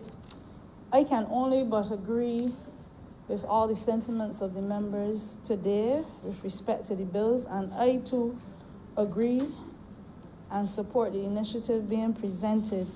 First of all, I want to offer my congrats to the Honourable Minister of Health and Wellness, who I think did a fantastic job with respect to the COVID pandemic, and also to all the ministries that contributed. The Honourable Member for the City is one person I can honestly say, although he was not personally involved with the planning of the COVID and on any of the committees, he was one that was always willing to listen. I would call him in the middle of the night. Whether he took my advice or not, I'm not sure. But he was always willing to listen to me, and I want to salute you on a job well done and still doing. I agree here that the frontline workers need to be recognized. But I also asked myself, although I agree with every member in here, about who the frontline workers are, and the honourable member of First St. George North is on the same wavelength as me. I asked myself, who are really the frontline workers? Everybody knows about the doctors at the hospital and the A&E department and the ones that volunteered and the nurses too at Paragon and Harrison Point. But there are those of us, and I am giving myself a pat on the back and my other colleagues, who, despite not working directly with the COVID, we stepped up and recognized that life still went on. We still had to see the children with the asthma, we still had to see the hypertensives and the diabetics and whatever calls were left, but there weren't many left after COVID came in. But we had to step up. Some of us did not have access to the PPEs readily. I had a doctor working with me. The minute I said I had no PPEs, she backed off, and she had other comorbidities, which the Prime Minister says is a new word. That word has been around for so long. But I'm glad it's reached the general public now so that we can understand the implications of it. But there are those of us who had to step up. There was no hiding from COVID. We had to turn up at our offices every day, sometimes 5 to 7 days a week, and risk our lives and our families' lives to step up. And I do want to recognize my colleagues in assisting with that. I also I wish somehow that I could break these medals in a lot of pieces, because there's so many people that I would love to be able to hand medals to, and I would list them now. Yes, the healthcare workers, I want to recognize it, especially now that it's clear and ever present in my head, the members of the environmental health departments of the polyclinics, and the COVID liaisons, which I'm also grateful to you, through the speaker, to the member for the city that gave these people jobs and opportunities to work with respect to the COVID response. I want to applaud them, especially the St. Philip Polyclinic, where they had environmental issues. The roof part of it fell in at one point, but these gentlemen and ladies worked. I had a event lately, and I was a little annoyed because one of the health inspectors kept me back, but for good reason. He made sure that everything was on point with respect to the spread of COVID. He made sure the books were at the door. It was a fantastic effort. I want to recognize them. People wouldn't remember, but when COVID hit, there was no end to the masks that we saw on every corner of the street.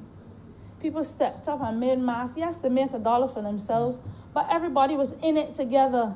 These people made masks and sold masks, and who did not give away, somehow got. The government supplied some of them too.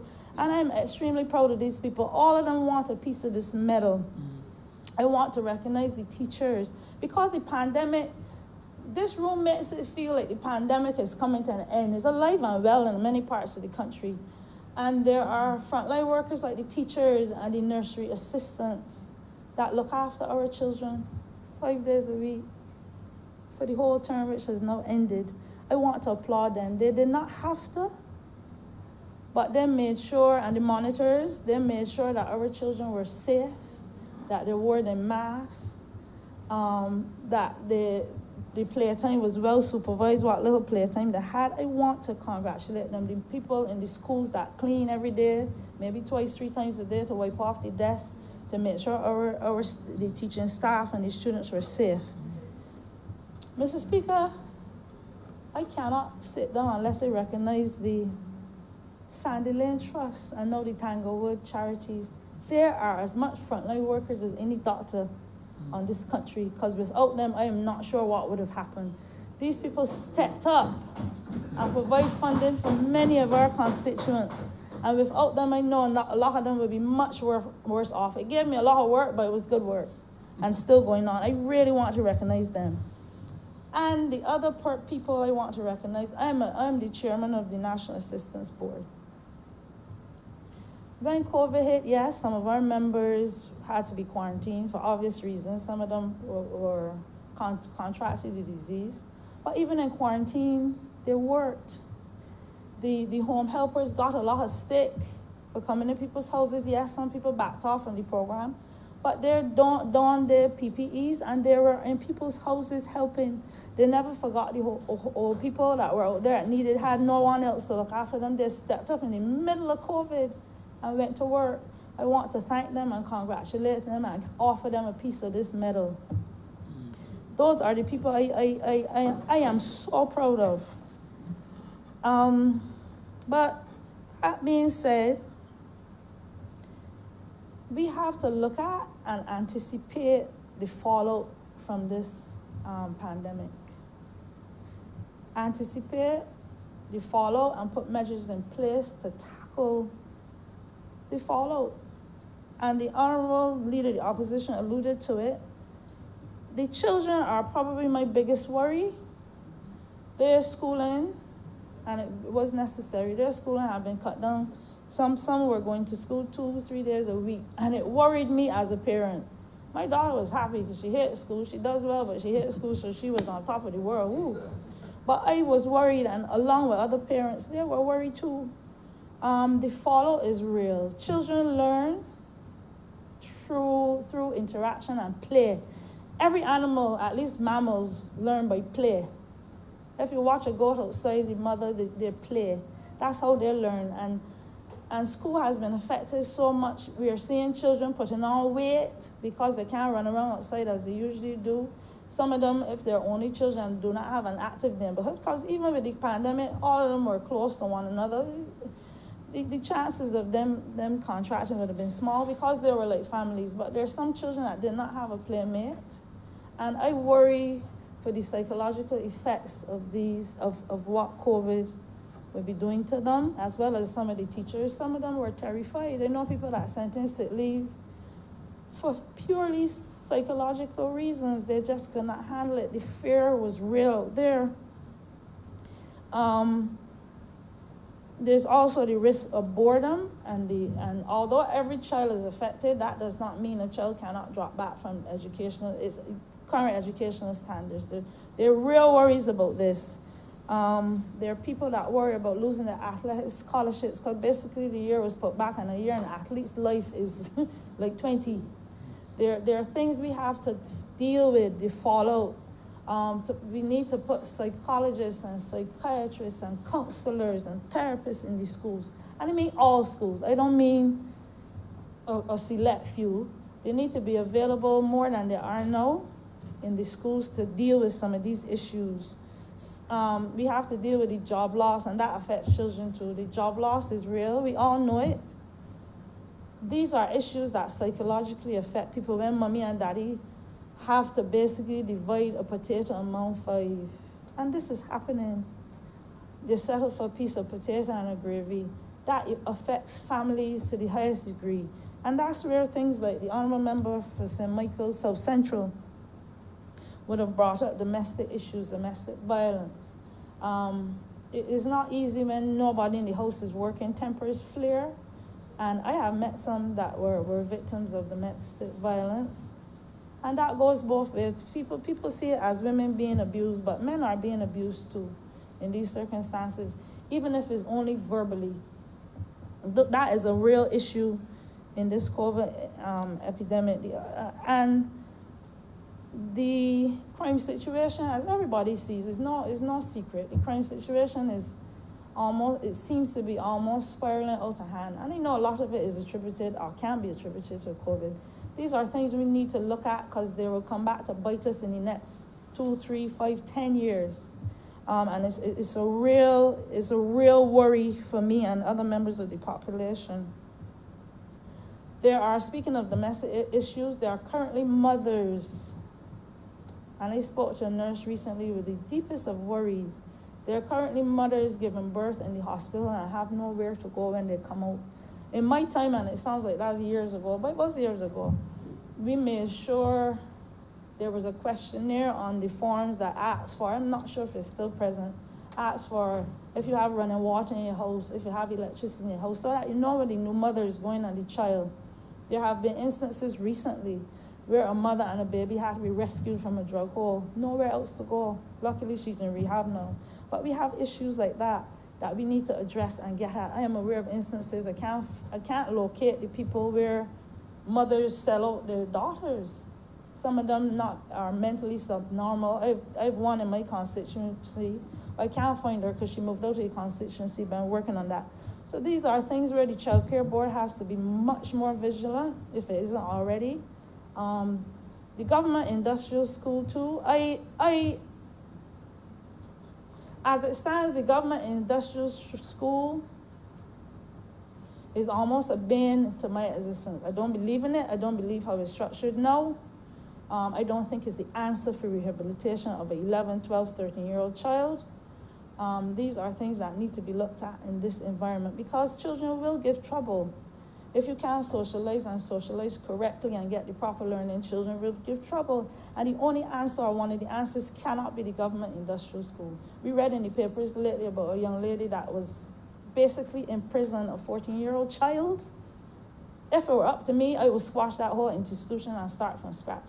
But these are the realities we have to face. We really have to face and bear that in mind. One of the things I want to speak about is the vaccine. Truth is, I only know what I have read. And it's okay to tell the Barbadian public to take the vaccine. Don't mind the rumors. It's for your own good. But we have to spend a lot of time on education. We have to spend, it cannot be only governmental policy. We have to coordinate well with the players, the medical professionals, so that we have a system in place, educational system in place, before we bring the information to the public. There are people that have real fears of vaccination. Real fears, basically because they don't understand it. And we need to address that. I've had big men crawl under my office table to avoid an injection.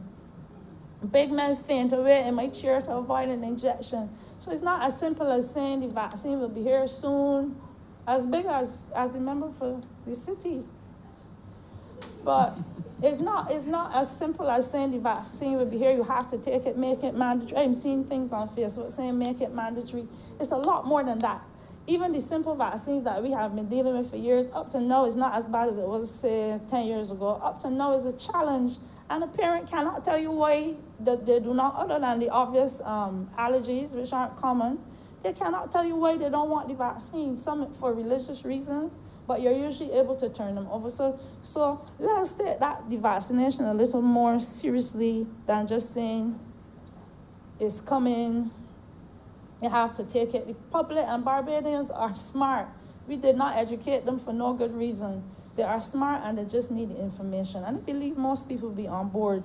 I was one that was skeptical when SARS and H1N1 came out. To be honest, I didn't go for it up to this day. But this is one that I would honestly support because this is really and truly a life or death situation. I want to encourage research in the Caribbean and in Barbados with the attendant funding with respect to COVID. Because it's obvious to many of us that although a few members of the public did contract COVID, most of them were asymptomatic. And I would love to see what the research is on that. Why is it that our population is doing so well? Yes, all kudos to the powers that be that made sure our borders were secure and still are making sure that that is happening. But we have to we have to be ever vigilant on it because the pandemic is not over. I have discussed, I am getting information from people that work. It's important, for instance, the psychiatric hospital is all well and good, and please correct me if I'm wrong. But I got a report this week that people are being quarantined but not being tested. So you're quarantined for 2 weeks. Things like that, we can't afford the holes. Can't afford the holes. I walked into one of the polyclinics recently, not medical, but to go to another department, and it was able to take my temperature and walk right through. If I came in with COVID, there's no way they could find me. So we have to not slacken up on what we're doing. It's important. It's really important. Pandemic is not over. I keep saying this, but although we are doing well, it gives the public a sense of security. And I'm gonna take a little slack for this later, but I would like it to start in this room. I came in here this morning and very few members had masks on. They took mine off because it has to become a habit. I am so used to wearing it. I was downstairs eating my lunch and had my meat cut and realized, oh, mask still on. It has to become that kind of a habit that we don't even think about it. And it has to start with us, though. It's all right to preach and say, yes, put on your mask, make sure you're distant 6 feet or however much, 3 with the mask, 6 without. But we have to set the example. And I try my best to do it everywhere I go. We have to set the example. I want to also comment. This may be my final, let's see. I want to comment on what the Honourable Leader of the Opposition said in congratulating the Honourable Member for St. Philip West on the notion that we do not treat past Prime Ministers and Members of Parliament as we should. In the US, a president is always a president. They're not former presidents, they're presidents. And it hurts me a little bit when I pass the Erskine Sandiford Center. And the first sign I see is Ross University. The biggest and brightest sign is Ross University. And the smallest sign is Erskine Sandiford Center. Something like that, although it seems trivial, it is important. He is still a Prime Minister in my eyes and should be still a Prime Minister for the members of the public. And I think that needs to be rectified. A visit to the island, he's in essence a hero to us. Not a national hero, you know what I mean, being put up. But he's one of the founding members, one of the prime ministers that got Barbados to where it was. And to come, and the first person I see light up pretty at night, Ross University, that's a slap in the face of a former prime minister, or should I say of Prime Minister Erskine Sandiford. And things like that need to be addressed. We cannot treat our own like that. We cannot treat our own like that. When I was working in the polyclinics, even now, if a nurse comes into my clinic, if any healthcare worker, I see them first. We have to respect our own and give them the due respect that they deserve. That is one that I wanted to speak on. It's not related to the not so much, but I wanted to touch on that. And the last thing I want to say is that nothing new, but keep up the effort. Let us keep up the effort. Let us do what we know that we should do. It's in our children now wearing masks. We have done so well. We have done so well. And it's not only that we were lucky, but we were smart. We were smart. I myself had doubts with the ports of entry. I was nervous. The word I wanted to use, I can't use it here. But I was nervous, so nervous when it felt like it was taking too long to close the borders. But I am glad, as the members say, I stayed the course because it proved useful. We are trying our best, of course, to get people back to work. Every day you get WhatsApp saying a job might be available, getting people back to work, that's important. But let us look after our country and our children. Please put the children first. They are the ones that will lead the country in another few years. So let's look out for them, get the councillors on board, and do what we are doing. Thank you so much for the bill. I appreciate the efforts, and thanks for your time, Mr. Speaker. Honourable Leader of Government Business. Thank you, Mr. Speaker. Let me, first of all, thank all honourable members who had the opportunity this morning and this afternoon to speak on both of these bills. The Humanitarian Service Award Bill, as well as the Gold Award of Achievement Amendment Bill. Mr. Speaker, the Honourable Prime Minister in her opening commented on the fact that this COVID-19 pandemic has perhaps united our entire nation. I want to echo those sentiments, sir, because I believe that even on the basis of what we heard here throughout the course of this debate, it is clear that all hands have been on deck in relation to this pandemic, whether you are on the backbench, whether you are in the opposition, whether you were part of the trade union movement, whether you were part of the private sector. It is clear that even in this room, there was consensus for the most part about the fact that as Barbadians, we had to rise to the occasion in order to fight what many of us described as the enemy, because we recognized that if we were not to do so, our very survival and the survival of future generations would end up in jeopardy. I start there, sir, because I had the opportunity to be away from this country for a short period after coming to office in 2018. And I had the opportunity to do a lot of reflection. I had the opportunity to observe even not only the leadership, but certainly to observe from afar other colleagues who are ministers in government, being able to respond to what I believe to have been one of the most difficult periods in our history. A period where we came to office having to put back together a country because of the economic downturn, the number of downgrades that we had seen over the course of the previous decade. And at the time, while I was away, I believed that, you know, this was perhaps one of the most major crises that we could possibly face as an administration. I believe that, you know, from afar, I was watching all of my colleagues burning the midnight oil, trying to put together as many different policies, as many different things as they possibly could in order to be able to take Barbadians through this difficult time and to make some very tough decisions as it related to our economic survival and how we would certainly be able to sustain the social fabric of this country. But sir, I then had the opportunity to watch the response of not only the cabinet, but the wider extended government and certainly the Prime Minister of Barbados respond to a COVID-19 pandemic. And it is not a case of blowing your own horn, but I honestly believe that leadership matters.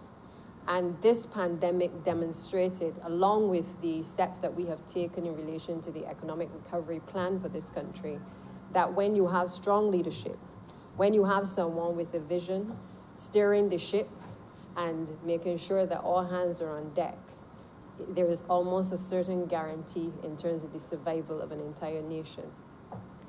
Sir, many of us asked the question whether we could have survived this period if there was somebody else at the helm. And I honestly believe that we could probably not have. There are many who were critical in the early stages when, you know, we heard the outbreaks taking place in China, and then later the various decisions that were taken by this administration. And there will always be critics because, you know, when you are not in the driver's seat, it is always easier to try to navigate from the passenger seat to tell people where they must go. But the one thing that I recognize over the course of the past few months is that being at the helm is certainly not an easy task, and it is certainly not an easy road. And it means that sometimes you have to make some very difficult decisions if it is that you're going to not only plan for today, but certainly to plan for the future as well. And I watched, sir, over the course of the past few months, this entire team and this administration and across Barbados pull together to be able to do what I consider to be, you know, just an amazing feat to try to pull this society together in these very difficult times. And again, I want to reinforce that leadership does in fact matter. Whether it is the honourable member for the city, who, as others have said, has perhaps aged during this period, not through any fault of his own, but because he understands his commitment, sir, to the people of this country, and he understands his commitment to the portfolio with which he holds. But I watched a gentleman who served with me from opposition. I watched him pretty much age before my eyes and make certain sacrifices even as it relates to his constituents, because I know that he could not always be there on the front line with his constituents, as many of us sometimes cannot be because of the demands of the job in these particular times. But the reality is I have watched the honourable member for the city continue in the face of all the challenges to continue to not only hold up himself, but also his ministry, his staff, and all those who have to work every single day to ensure that Barbadians are safe. I want to thank him personally and publicly, sir, as others have done, because on every opportunity that I think we are given to be able to say thank you to the Honourable Minister, member for the city as well, I think we have to do so, because I think we have to remind Barbadians of the work that he has done, but also the work that he and his entire staff have continued to do in giving service to this country. He has presided over all of the staff who, whether they worked in the labs, whether they were the persons who were visiting the various organizations on many occasions to explain to people what the COVID-19 virus was, what was to be expected, how they were to protect themselves. And we had the opportunity to go not only to the various ports of entry, but certainly to speak to even people in relation to education about exactly what to expect and how to prepare themselves. And I think that, again, that spoke volumes, because these individuals were willing to not only educate in these times, but certainly to put themselves at risk at a period of time when a lot about this virus was practically unknown. So we are here this afternoon, sir, to not only recognize those persons who form part of a very wide list of individuals who we consider to be the frontline workers. But we also recognize by our extended comments all Barbadians who, in whether small ways or big ways, stepped up to the plate during this period in order to do something which really required them to go beyond the call of duty. And we are extremely grateful. And as a government, we recognize that it's not enough just to simply say thank you alone. But I believe that by this small feat, which is by passing legislation that would allow us to now recognize those persons at the appropriate time in the appropriate way, it is again a further symbol of the sincerity with which certainly this administration and certainly many of the people of this country want to treat to the persons who kept food on our table, the toilet paper that the Honourable Member for St. Peter spoke about, made sure that even as I know the Honourable Attorney General and I had to make decisions as to who was able to receive passes, that we did so based on what we considered to be emergency situations. And so let me just tell you that there were many people who requested all kinds of things, because for the most part during that period, everyone had to make some form of adjustment to their lifestyle. Even you, sir, I'm sure, like many of my colleagues, believe that they should have received emergency passes during that first early stage of the lockdown. And wisdom prevailed, because we also had to make a decision that we too, as persons who would interface with constituents, that we could not expose ourselves, at least all of us could not expose ourselves to everyone, because we really did not know how this particular pandemic would unfold. And in fairness, there were some who were not comfortable with the restrictions that were placed on them. Many people wanted to still be on the ground, and eventually, with greater wisdom coming from the health professionals, we were able to make certain relaxation to the rules to allow greater movement. But those requests came, sir, from all parts of Barbados, all organizations, not only the people who were feeding people across this country, and I want to really say thank you to all of the organizations, the Homeless and Vagrant Society, all of the NGOs that, on a regular basis were stepping up to the plate to fill the breach, and in many cases, putting themselves and certainly the lives of the persons who volunteer on a regular basis at risk, to be able to make sure that we cater to that portion of the population that are often forgotten. And I really want to say, sir, that even in that time, what struck me was that there were many other countries, large countries, that were not looking after their homeless population. There were many countries who could not get it right in terms of how to deal with the people who were most vulnerable.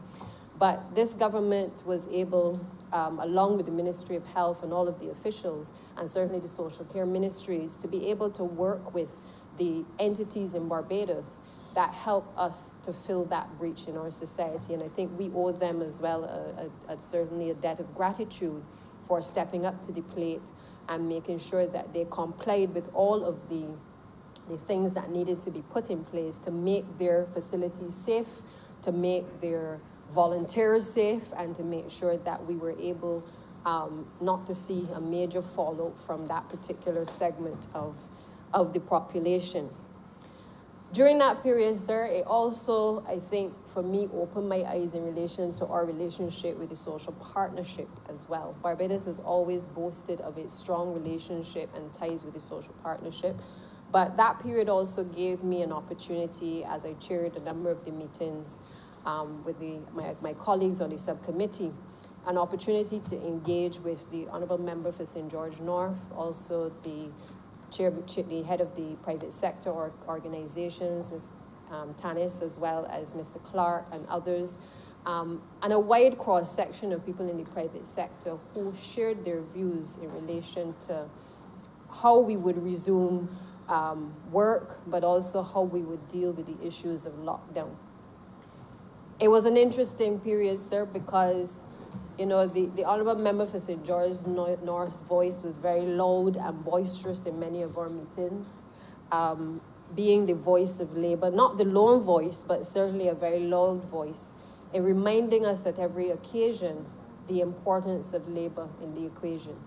And the fact that, you know, as she said earlier, that you know, even the small people matter, that we started to realize during this period that it wasn't just the people who had the academic qualifications and the technical skills, but it was also the very people who were the cashiers, the gas attendants, you know, the people who were supplying the bread, and, you know, the pastries. Those were the people who rose to the occasion and with perhaps armed with very little knowledge about, you know, how you would contract the virus and whether you were safe, we're still prepared to be out there with the restrictions that we had put in place to be able to service the entire population.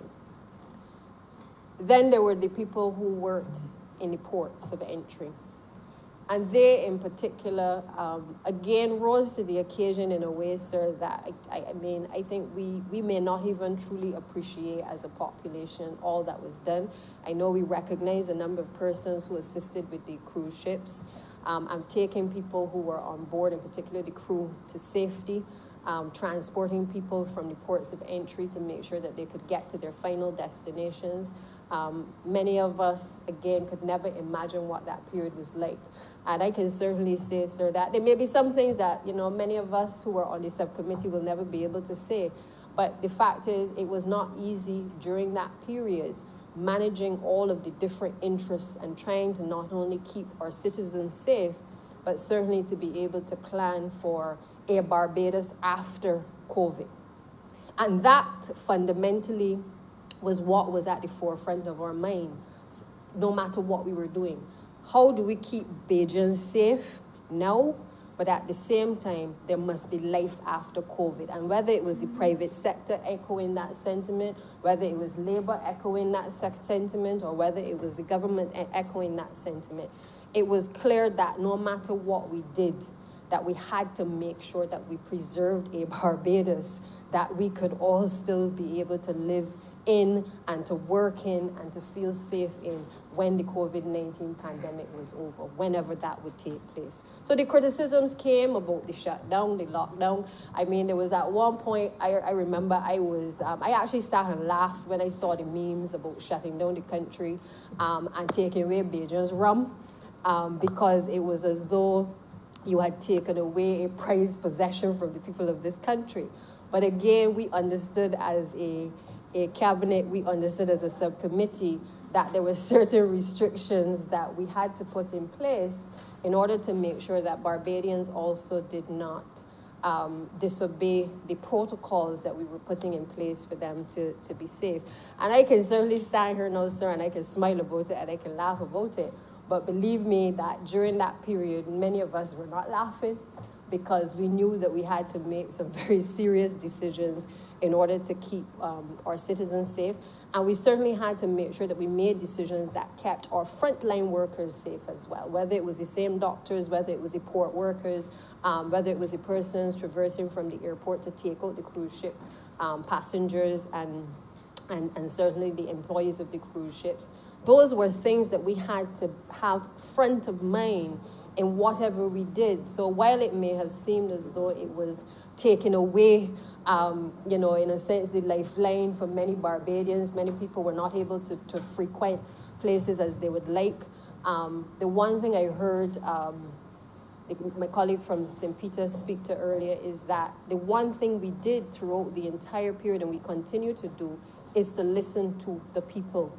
So when it was that people were complaining about the times and about the restrictions, we tried it for a few days, a few weeks, and then we made the changes once we had listened to all of the various individuals who weighed in. We never said as an administration that, you know, we had all the answers, because certainly when we looked across the seas, it was clear that nobody had all the answers. And we, even in relation to education, we took a decision early on, and I will never forget this because it really demonstrated how quickly things can change. And things change overnight. One day we were having a consultation with our teachers online. We were talking about how safe schools were. We were talking about keeping children in school. We were talking about the fact that the science was telling us that, you know, the children were not the target in terms of this virus. And I walked in the afternoon and heard that a 12-year-old in New York City had been the first child that had contracted this virus.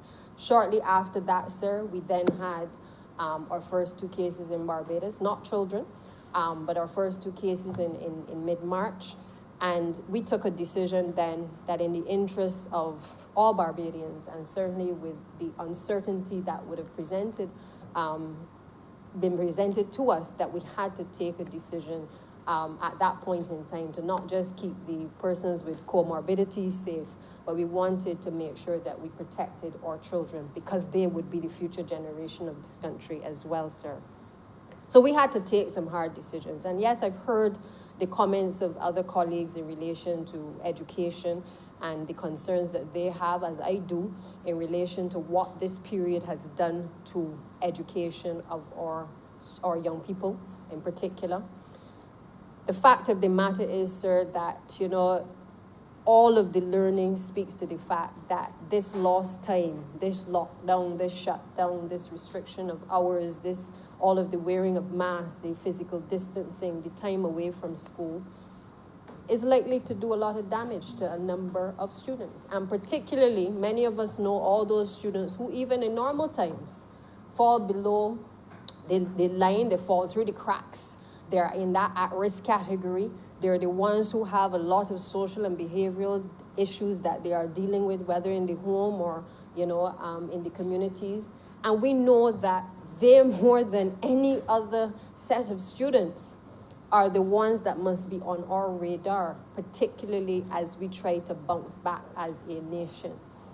We have started consultations with our students, and I started last week because I felt that the students needed the opportunity to be able to speak about their experiences. Just as we said when we started the last term that we wanted our students to be able to spend time not talking about maths and English and hardcore subjects, but we wanted them to be in a position to speak about their experiences during the lockdown, because we understood that there were lots of mental health issues that we were dealing with children having to be back home for long periods, with parents being laid off, you know, with them being exposed to all kinds of things that normally the school environment serves to protect them from. We understood that we had to talk to them, and we started that conversation with them, sir. And I want to, again, commend and applaud the young people who attended the session, because they spoke openly and candidly about wanting to get back to school. As I think the sentiments were expressed just yesterday when I met with teachers as well in a consultation at both the primary and the secondary level, where people would like to see a face-to-face engagement again, because despite all that we've tried to do in terms of devices and accessibility and connectivity, there is a very real concern, no matter how anxious and how apprehensive you may be about the COVID-19 pandemic and all of its impact, there is a very real concern about the lost time that students are experiencing as a result of not being able to engage in a face-to-face environment. And it therefore means that we have started our conversation with the member for the city, and I know he's in discussions with his team, to look at what the science is saying, to look at what it is that we need to do as a country, as a Ministry of Education, following all of the specific protocols that we can possibly follow to make sure that we address the issues that have been raised by our students and our teachers, sir, because the truth is that we have, to a large extent, contained our local transmission of the cases and community spread. And we therefore have to ask ourselves some questions during this period as to where do we go as far as face-to-face education is concerned over the course of the next couple of months. These are real issues that are engaging the attention of the cabinet. They have been engaging the attention of the Ministry of Health and certainly Minister of Health as well, because we recognize that it cannot be business as usual. We are going to have to play serious catch-up to make sure that students do not continue to lose valuable time away from school during this particular period. And so those discussions are ongoing, and hopefully we will be in a position to speak to the country as it relates to that. But we have heard the sentiments expressed. We meet with our principals shortly, I believe it's tomorrow, and we also meet with the unions as well to discuss the way forward as it relates to students who are doing, whether it is 11+ examinations, whether it is CSEC, CXC. But we also recognize that this is not a conversation simply about students who are preparing for an exam, because it is also a conversation about every single student who has been impacted, from the child at the nursery level who is not able, because of the mask, in many cases covering the face, to be able to understand exactly what the teacher is saying because the lips are covered. It is a conversation about the children who are hearing and visually impaired and how they've been able to adjust in this situation as well.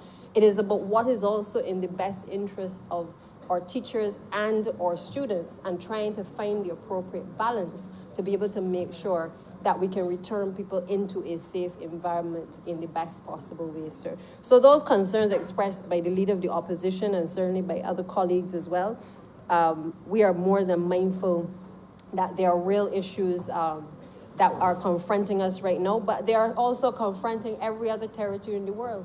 I have told every meeting that I have addressed that the reality is that Barbados is extremely fortunate, even though we have challenges in education, because our children are still going to school, even if it is for a limited time, even if it is a half a day, 2 days a week, 3 days a week. We have tried, with the help of our teachers and our principals, to find a way to accommodate children. But we know that we need to do more if we are to certainly make sure that that face-to-face element is certainly contained.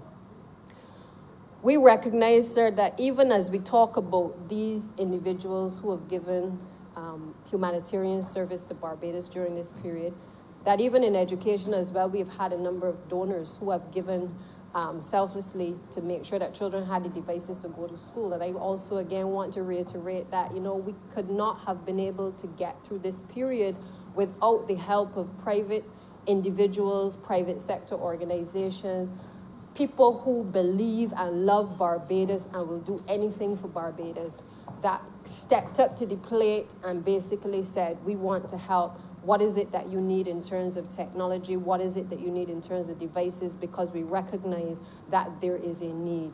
You also had the teachers who, even though we were in so-called lockdown, tried to find a way to still engage with students, to hold their hand and to talk them through the process, sir. And so while we may not, in this situation today, identify every single category of person that is classified as frontline, the reality is that we can all find examples of people who rose to the occasion during the COVID-19 pandemic to be able to assist in some particular way. Sir, for me, the question was asked by the Honourable Member for St. Michael Northwest, whether the award in some way was being devalued by increasing the number of persons who are entitled. And, you know, I think he perhaps better than any of the rest of us, having served in this particular administration previously, is well aware, because I certainly am, sir, because I have been a member of this party for as long as I've known myself, is well aware that when this administration is in power, the one thing that this party has been known for is highlighting the achievements of its people, not selecting and handpicking some people, but making sure that all loyal sons and daughters of this soil are recognized for the contribution that they make to Barbados, whether here or outside of Barbados. I do not believe, sir, as we move to discussions on removing Barbados to a republic, that we are at the point anymore where we must follow what the colonial masters did and only have a few honors being trickled out to the privileged few from time to time every year, sir. I believe that as educated Barbadians, people who have a common history of people oppressing us, that we have a responsibility to also set examples for our young people to look up to. And if that means allowing and empowering ordinary Barbadians to be able to share in the space that we say these are the persons who have stood out because of their humanitarian contribution. These are the persons who have stood out because of their service to country. These are the persons who have stood out in their respective disciplines, sir. Then I believe that in a modern day Barbados, we have a responsibility to widen the number of opportunities for Barbadians to be recognized and certainly to be able to have a space within the acknowledgement from us as a nation.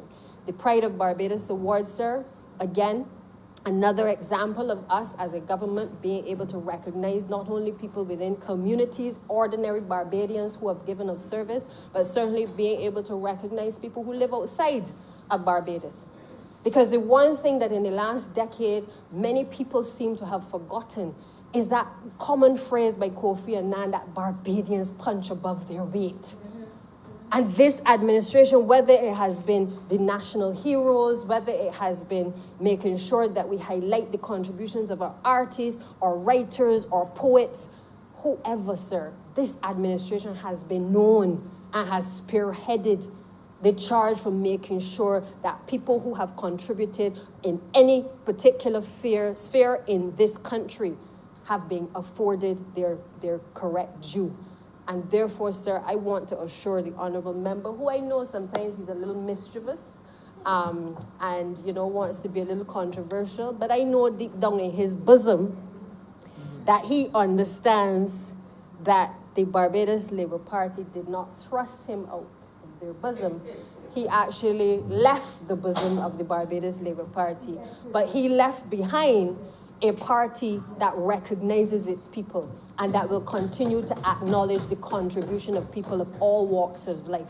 When we sat the other day watching the persons being honored for independence, you know, the stories of the fish vendor and the person who worked hard in Barbados to be able to, you know, achieve significant milestones in this country, you know, sir, that is who we are. As the Prime Minister would say, that is who we are. We recognize people for their significant achievements overseas, but we also recognize the ordinary Barbadian, the hawker, the fisherman, the person who has been on the cultural landscape of this country. We recognize everybody because we understand that the wheels of this government and this country don't turn without all of the pieces in the wheel working together, sir. That is this administration.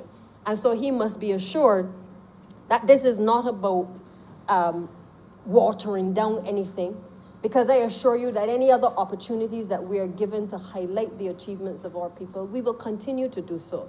What, however, we have to do, and all of us have to collectively commit to it, is to making sure that we don't just simply pin an award, but that we educate people about the persons who we have been awarding and why.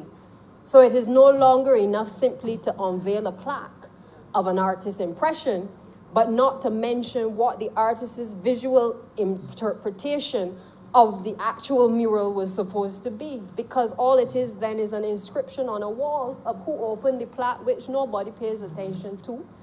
But instead, we have to get to the things now that really matter, the things that will inspire another generation.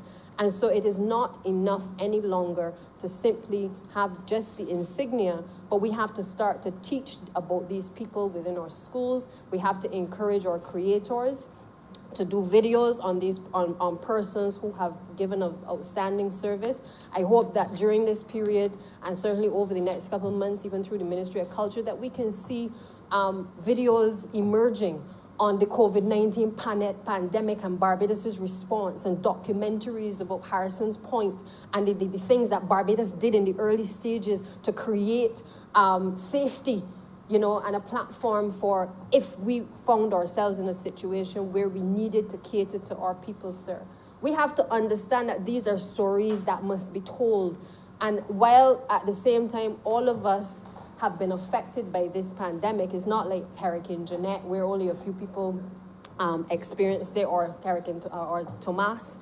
This is something which has impacted everyone, and we have to find ways through culture and through the visual arts to be able to capture and to document this period.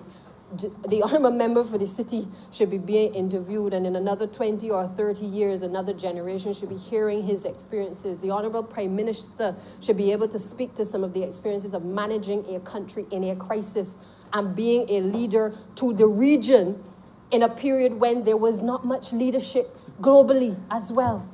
Those are the things that we need to talk about and we need to be proud about, because, you know, sometimes we forget that we have a lot to be proud about. We want to complain about things that are happening or not happening, but we forget how much we have to be proud and we have to be thankful for in this little rock, sir. To have people wanting to come to Barbados and stay for an entire year to work remotely is, again, tremendous by our leadership of this country. To craft something which allows people who I understand are even now volunteering in different ways in this country while they're here working to come.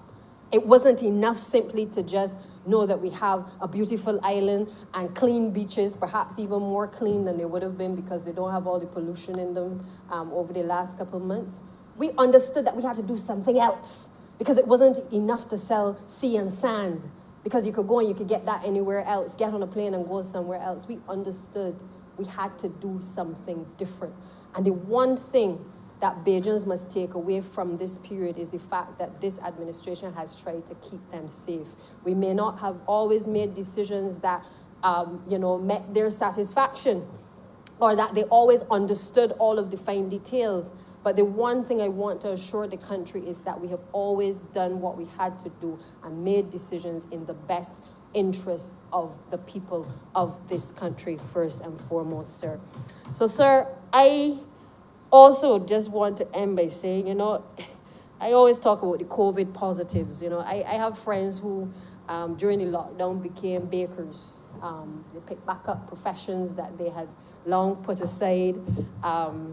The people dusted off tools that they had not used for a long time. I'm sure, sir, even yourself, I'm sure you did some painting around the house or something that the wife was probably surprised that you even had the ability to do. But the fact of the matter is that this period highlighted for us not just the people who were on the front line, but it highlighted a lot of cracks in the system.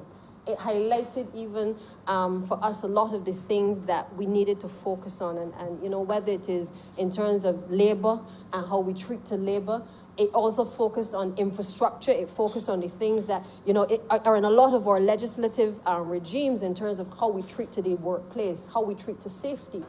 All we are talking about is, washing up sinks and sanitizing stations. Things that perhaps should have been on the agenda and high on the agenda before are now more front of mind for Barbadians because of what has happened during this pandemic, sir. And I'm glad that, we can reflect on this period now. We can acknowledge the people who have contributed to getting us to this point. But at the same time, we have to take from the negatives during this period the positive things that COVID has left us with and continue to leave us with. We cannot retreat, we can't surrender, as the Honourable Member for the City continues to repeat, because we are not yet out of the woods. But the one thing I believe Barbadians must be assured is that, you know, we are an amazing set of people who are committed to a common cause, and that is to keeping Barbadians as safe as they possibly can be. So, sir, I believe that we have taken all steps that we can. We've introduced our school monitors. We've had all of the COVID-19 relief in terms of making sure that we've been able to get people back to work.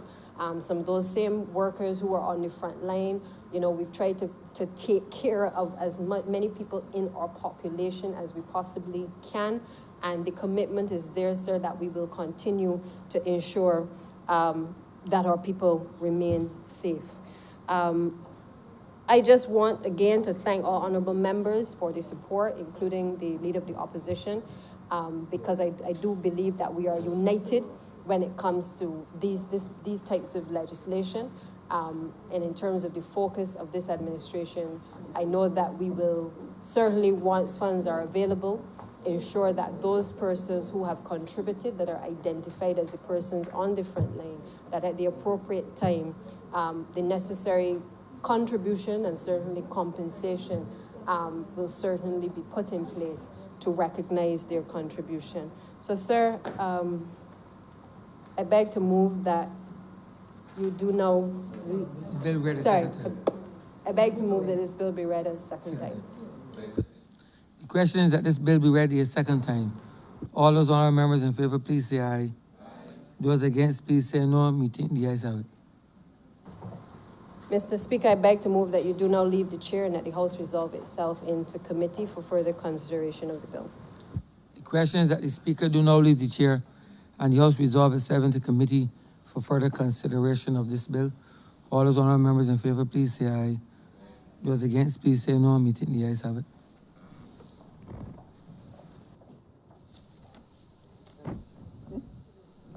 Number 2, humanitarian. This House is now in committee. Clause 1. Mr. Speaker, I beg to move that clause 1 do not stand. Madam Chairman, I beg to move that clause 1 do not stand part. Question is that clause 1 stand part. All honourable members in favor, please say aye. All those against, please say nay. Methinks the ayes have it. Clause 2. Madam Chair, I beg to move that clause 2 do not stand part. Question is that clause 2 stand part. All honourable members in favor, please say aye. All those against, please say nay. Methinks the ayes have it. Clause 3. Madam Chair, I beg to move that clause 3 do not stand part. Question is that clause 3 stand part. All honourable members in favor, please say aye. All those against, please say nay. Methinks the ayes have it. Clause 4. Madam Chair, I beg to move that clause 4 do not stand part. Question is that clause 4 stand part. All honourable members in favor, please say aye. All those against, please say nay. Methinks the ayes have it. Clause 5. Madam Chair, I beg to move that clause 5 do not stand part. Question is that clause 5 stand part. All honourable members in favor, please say aye. All those against, please say nay. Methinks the ayes have it. Clause 6. Madam Chair, I beg to move that clause 6 do not stand part. Question is that clause 6 stand part. All honourable members in favor, please say aye. All those against, please say nay. Methinks the ayes have it. Clause 7. Madam Chair, I beg to move that clause 7 do not stand part. Question is that clause 7 stand part. All honourable members in favor, please say aye. All those against, please say nay. Methinks the ayes have it. Clause 8. Madam Chair, I beg to move that clause 8 do not stand part. Question is that clause 8 stand part. All honourable members in favor, please say aye. All those against, please say nay. Methinks the ayes have it. Report. Madam Chair, I beg to move that you do not report to His Honour the Speaker the passing of one bill in committee. Question is that I do not report to His Honour the Speaker the passing of one bill in committee. All honourable members in favor, please say aye. All those against, please say nay. Methinks the ayes have it. Yes, no.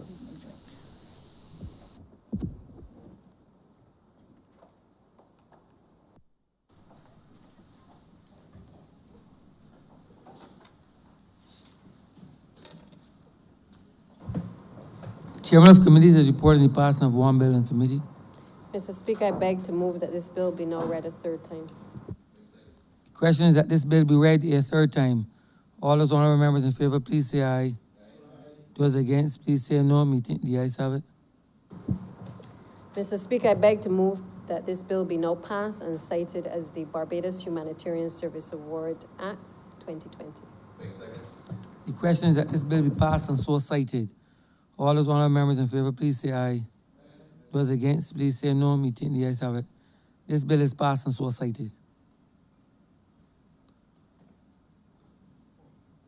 Order number 4, sir. In the name of the Honourable Leader of the House, to move the second reading of the Gold Award of Achievement Amendment Bill 2020. Mr. Speaker, I beg to move that this bill be read a second time. The question is that the bill be read a second time. All those honourable members in favour, please say aye. Those against, please say no. Meeting the ayes have it. Mr. Speaker, I beg to move that you do not leave the chair and that the House resolve itself into committee for further consideration of the bill. The question is that the Speaker do not leave the chair and the House resolve itself into committee for further consideration of this bill. All those honourable members in favour, please say aye. Those against, please say no. Meeting the ayes have it.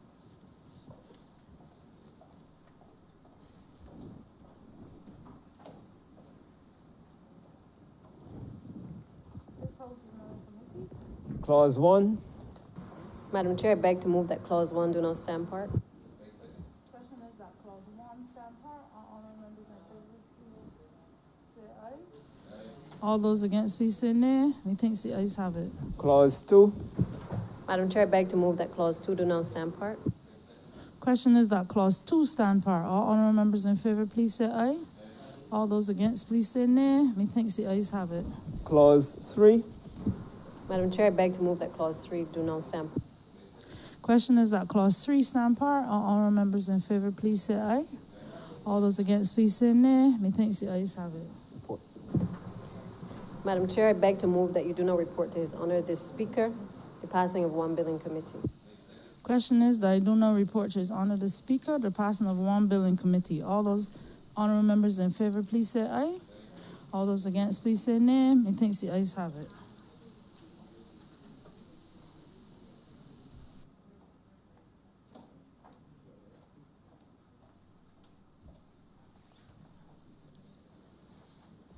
The chairman of committees has reported the passing of one bill in committee. Honourable Leader of Government Business. Mr. Speaker, I beg to move that this bill be read a third time. The question is that the bill be read a third time. All those honourable members in favour, please say aye. Those against, please say no. Meeting the ayes have it. Mr. Speaker, I beg to move that this bill be now passed and cited as the Gold Award of Achievement Act, Cap 401.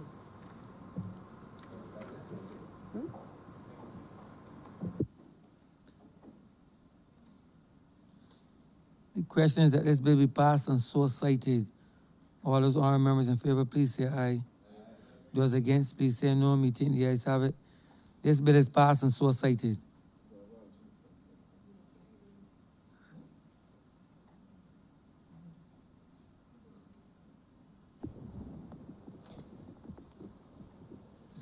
Order number 5, sir. In the name of the Honourable Minister of International Business and Industry, to move the second reading of the Companies Amendment Bill 2020. Honourable Sir Michael North. Thank you, Mr. Speaker. This is a relatively short and simple amendment, and I intend to make a very short and simple presentation. This is all part of Barbados' compliance with the OECD's exchange of information on request standard, which has as one of its core items the whole issue of the availability of beneficial ownership information, or to be more specific, accurate and up-to-date beneficial ownership of companies and legal entities and arrangements. Brief background, Mr. Speaker, you would recall that Barbados was assessed ultimately fairly recently in relation to its compliance with this standard. In fact, the assessment was completed in April of this year. And Barbados was found, in relation to the period, Mr. Speaker, that spanned July 2015 to June 2018, which predates this administration, Barbados was found to be only partially compliant with that standard. And therefore, that was not good. As you know, it also triggered an automatic blacklisting by the European Union. More recently, Mr. Speaker, Barbados applied for a supplementary review to the same OECD and was granted that supplementary review, which will take place at a date and time to be announced by the OECD. What we are doing here today, Mr. Speaker, really is strengthening our hand in relation to when that actual supplementary review takes place. As it stands now in Barbados, Mr. Speaker, there are a number of regulators for companies. You have the International Business Unit regulating corporate and trust service providers, the Central Bank regulating financial institutions, Financial Services Commission regulating insurance companies, etc. All of them are empowered to regulate the entities under their purview, to regulate and monitor them. But there are, Mr. Speaker, also a large number of companies that fall to be regulated by the Corporate Affairs and Intellectual Property Office, otherwise simply referred to as CIPO. And in particular, Mr. Speaker, these companies are companies that actually earn less than $1 million annually in gross revenue. Those companies are all regulated by CIPO. Now, a critical component of monitoring or regulation by any entity so empowered is the authority and to be able to access the required information. And today, this is what this amendment is really about in relation to CIPO. In particular, when we look at the annual return, which is required to be filed, well, obviously annually, in relation to companies at CIPO, you see one notable statement in it. And it really, it says this at clause 13.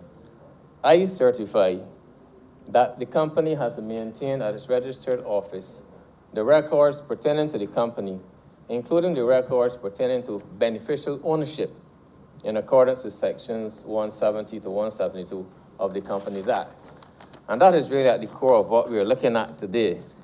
Because while a lot of work has been done in relation to the regulation of companies falling under the International Business Unit and the other regulators, and they've been done extremely well, we also have to recognize that the entities that fall under the purview of CIPO similarly have to be regulated as well.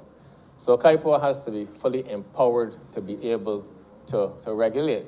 And in this context, that means to be able to access information and verify that declaration in the annual return that there's to be found at the registered office of the company, information pertaining to the beneficial ownership, that is a correct statement. They have to go and verify that the information is actually there, and also that it is accurate and up to date.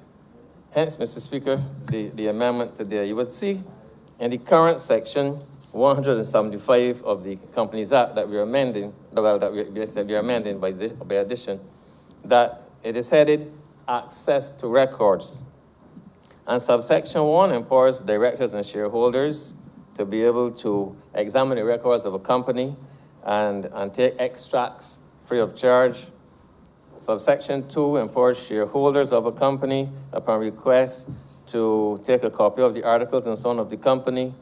Subsection 3 empowers creditors and their agents to be able to access information.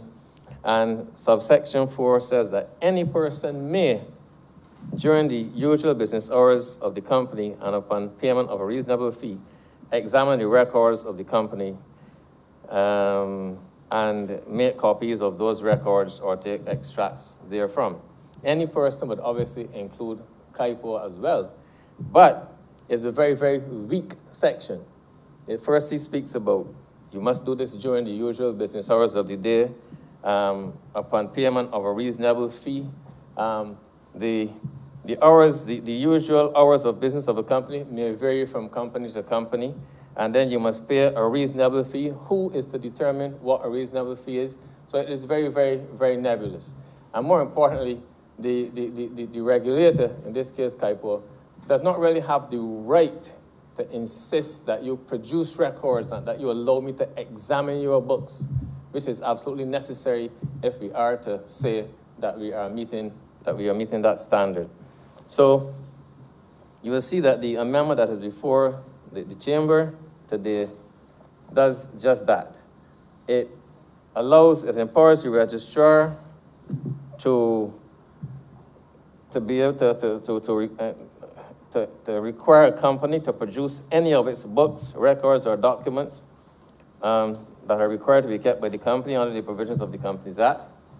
It also, perhaps, Mr. Speaker, more importantly, empowers the registrar to appoint a person in writing to examine the books, records, and other documents required to be kept by the company. And that will be the mechanism that will actually be used. Really and truly, Mr. Speaker, I hold the view that corporate affairs really ought not even to be a regulator. It really is a registry. And it really should continue in its role as a registry. But because of so many entities that are not covered by other regulators, and more recent amendment that we made, CAIPO is now actually no longer just a registry. It is a regulator as well. But the fact of the matter, Mr. Speaker, is that what will happen is that pursuant to the power contained in the legislation, it will in fact designate the compliance unit in the international business unit, to be the entity or the agency responsible for regulating the entities that fall under CAIPO. And if I may say, Mr. Speaker, currently, the entities that earn less than $1 million gross in revenue are actually over 30,000. They're over 30,000. That has to be cleaned up because a lot of those are entities that no longer operate. So what is now a work in progress is that you're going through to see how many of the companies on the books in the registry really are totally non-functional and therefore would be struck off from the registry's records. That will lighten things up a lot and make things a lot easier, even in the eyes of the international regulator, because the more companies that you are seen to have to regulate, the higher the burden you're placed on them, and the more you're scrutinized to see how many of them you're actually doing. So the CAIPO is going to use, in any event, as I said, the international business unit, which already has a compliance unit. It has already, if I may sing their praises, they have already done, I believe they may have completed all of the on-site inspections of all of the corporate and trust service providers, of which there are, I think, 103, 105. If not all, they've done certainly a large percentage in the 90s in terms of percentage of those entities. So they're well seized as to how you go from the process of desktop inspections through to on-site inspections, through to meetings and final reports to sanctions. They already know all that, so the CAIPO will be relying on them to carry that forward. So we will be able to see that the entities under the purview, all of the entities in Barbados would be properly regulated, and we would be able to report significant progress. In my view, we are certainly, as I said, strengthening our hand for when we have to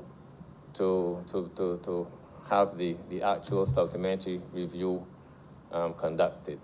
Remember, Mr. Speaker, what is being looked at here by the international regulators is the whole issue of tax evasion or tax avoidance by citizens in various countries.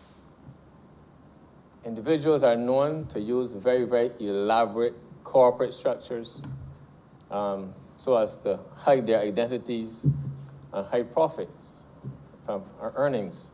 So you can have a company X incorporated in Barbados who is owned, or which is owned by company Y, registered in the Bahamas, which is owned by company Z, that's registered in Israel, and then go all the way down. You must always have the ability, once you have a company then registered, ultimately it might be registered in Barbados. You must always have at the registered office of that company in Barbados who the true beneficial, ultimate beneficial owners are of the company. It may be a Canadian citizen that the Canadian authorities are inquiring about to see if he, in fact, is declaring and paying his fair share of taxes in Canada. So that there has to be that ability to trace and always determine who the ultimate beneficial owner of the company is. Or it may well be that people are using these elaborate structures not only to hide the tax liability, but also to launder money. The Attorney General will speak on that aspect of it. I am more focused on the tax bit of it. But I know that there were those who were looking at the penalties in the legislation. And this legislation, these amendments are really not imposing any additional sanctions on businesses. This legislation is merely looking to enforce existing commitments and obligations that entities are required to comply with. As I said, notably, in my case, in terms of the tax point that I'm making here, the fact that you must have beneficial ownership information at the registered office of a company at all times and available upon inspection by the regulator. Now, that is not an unreasonable request. If people are asked to file an annual return every year, it really and truly is a relatively simple document. And there really is not much excuse for companies, no matter how big or how small, filing this annual return. But then some don't file the annual returns. Then they get hit with a $10 a day penalty and they're crying out and crying out and crying out. But really and truly, in my view, it is not unreasonable to ask them to file the return, and the penalty, you don't like to impose penalties, but if you don't pay, if you don't do what you're supposed to do, there's a penalty. Under this amendment, there are also penalties. The first one is if you do not comply with an obligation, you see that it's stated that there's a penalty of $5,000. It is only if you don't pay that penalty that you then go on to a higher penalty, which I think goes up to, I'll tell you in a minute, Mr. Speaker. It goes up then to $500 for every day during which the default continues, not exceeding $15,000. Then if you still don't do it after the $15,000 maximum is reached, then you can incur then a higher penalty or even a term of imprisonment if you do it. But let me just hasten to add one thing, because there are those who would quickly look at the impact on the small businessman, the small business operator. The truth is that, and nowhere in the world does it happen, that all of the entities that fall to be regulated, meaning monitored, inspected, or whatever, are in fact monitored and inspected. Nowhere in the world does it happen. You use a risk rating tool to see which entities fall into low risk, medium risk, or high risk. And you do that usually by virtue of an initial questionnaire sent out to companies, which they can easily respond to and have a risk rating. And when companies are rated as low risk enterprises or entities, they would hardly, only 1 in a million, would they even be inspected, far less be called upon to do anything at all under the legislation. So nobody has to jump up to say, hey, you're putting $500 there on a man. First of all, the issue of a penalty only arises if you default. That's the first thing you got to understand. If you do what you are supposed to do, the issue of a penalty will never arise. And then in any case, you see, the funny thing is that I can't say it could never happen, but you can have a very, very large entity that falls far short of all of the requirements it should put in place to guard against money laundering or whatnot. Or you can have a small company that is also high risk. There are also some small companies that operate in such a way as fronts for big enterprises, so that a big enterprise might appear to be totally compliant with all its manuals in relation to AML stuff and all that, and while operating through a little front man that's selling on the face of it only 20 pairs of shoes a month. That could be happening. While they're sitting back and making a ton. Dirty money. So, but in the ordinary course of things, a small operator, a real small man, once you do the risk analysis, which is the starting point in all this, you're going to find that operator is such a negligible risk that he will even perhaps only be rated as low risk because he has to be given a rating. So I want those to understand that there's no need to fear the legislation. There's no need to fear the teeth aspect of the legislation because, as I said, really, penalties are only triggered when there is a breach. So, Mr. Speaker, I don't know that there's anything else that I can really say further at this point. If necessary, I would have to rejoin the debate later, but I know my learned friend, the Attorney General, is going to speak on his bit as well. So, Mr. Speaker, with those few words, I commend the amendments to the chamber. As I said, there are things that would strengthen our hand. So far, the news is good in terms of what we got 2 weeks or so ago, but I do not want to really leave any stone at all unturned. Hence, Mr. Speaker, the decision to bring this legislation to make a good situation so far even better. Thank you, Mr. Speaker.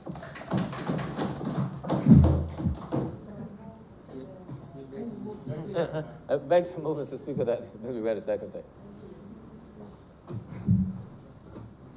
I will lead the opposition.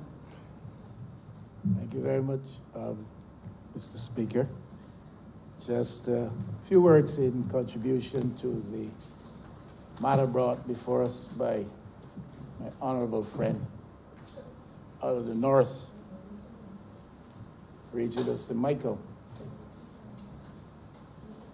And understandably, he is wont to do that which he must, and frequently so in the past year or so, and to bring matters before us will seek to put us more fully in compliance with our obligations vis-a-vis some of the international institutions around international business and trade and so forth.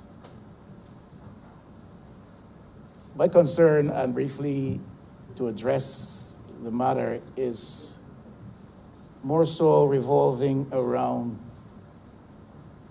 issues coming out of our corporate culture that impact Barbadians more immediately and impact Barbadians negatively. If his past performance is anything to be judged by, I am sure the Honourable Minister will spend much time in giving his energy and effort to addressing the deficiencies in our corporate culture here at home that are a cause for concern to Barbadians.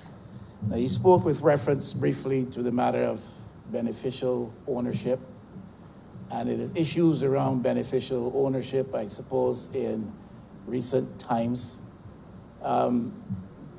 which may have caused us to be found wanting at the bar of international institutional opinion on these matters.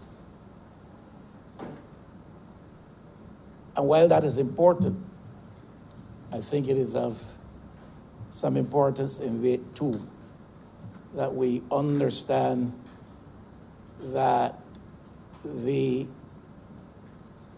regulatory obligation which we must meet to give exposure to ownership issues, claims, must also be taken, must also take into consideration the privacy issue or the need for privacy. And often we perhaps come down in an imbalanced fashion on the need for privacy being afforded to individuals who are privileged to exercise ownership, directorship in our corporate world, while not at the same time giving a sufficient attention to the fact that Bajans have an interest in knowing and have an interest at stake in what obtains in that corporate world. I'm saying simply, therefore, that while we deal with the matter of beneficial ownership and how that makes us look and where that places us with reference to the international context, and where we have to pay due attention to the issue of the obligation vis-a-vis privacy in the extent to which that exists, we've also got to bear in mind always that Barbadians have a right to know, because some of them, many of them, are investors in some of these corporate entities. Recent experiences have taught us bitterly that if we do not know and if we are not privy to important information, we wake up one day to find that our investment has been jeopardized or perhaps totally lost. And therefore, if I may be clear, I'm saying, whereas there must be due regard to privacy to the extent that that matters, there's the other side of the issue, and that is the need to know, the right to know, because you have invested in that corporate entity. So it's not only a matter of satisfying the institutional global entities, the global institutional entities to which we are obligated in one way or another, but it is also a matter of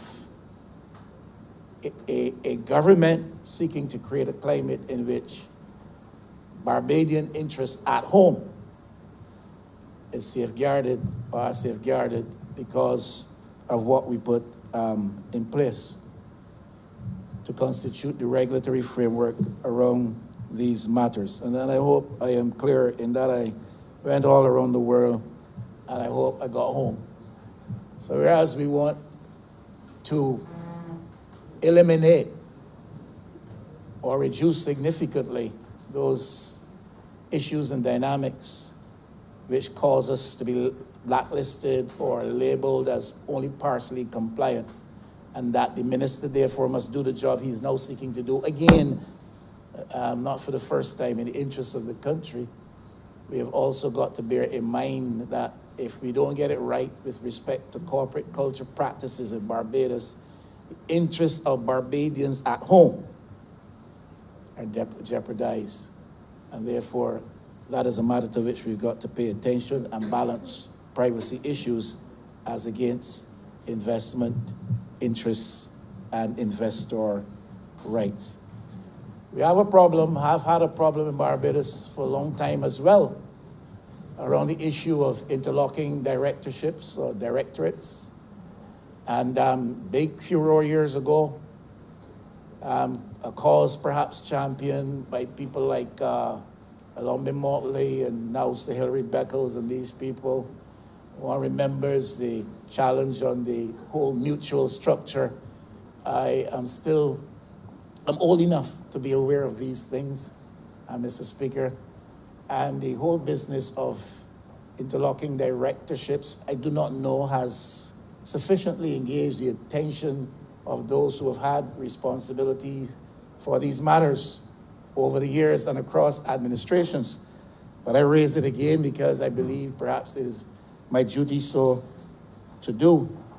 And one can easily find a compromise of their fiduciary responsibilities. I think if you bear reference to the CLICO situation, which is not far behind us, I think one of the findings coming out of that was because of persons occupying multiple spaces as directors across of that corporate structure and some of its entities.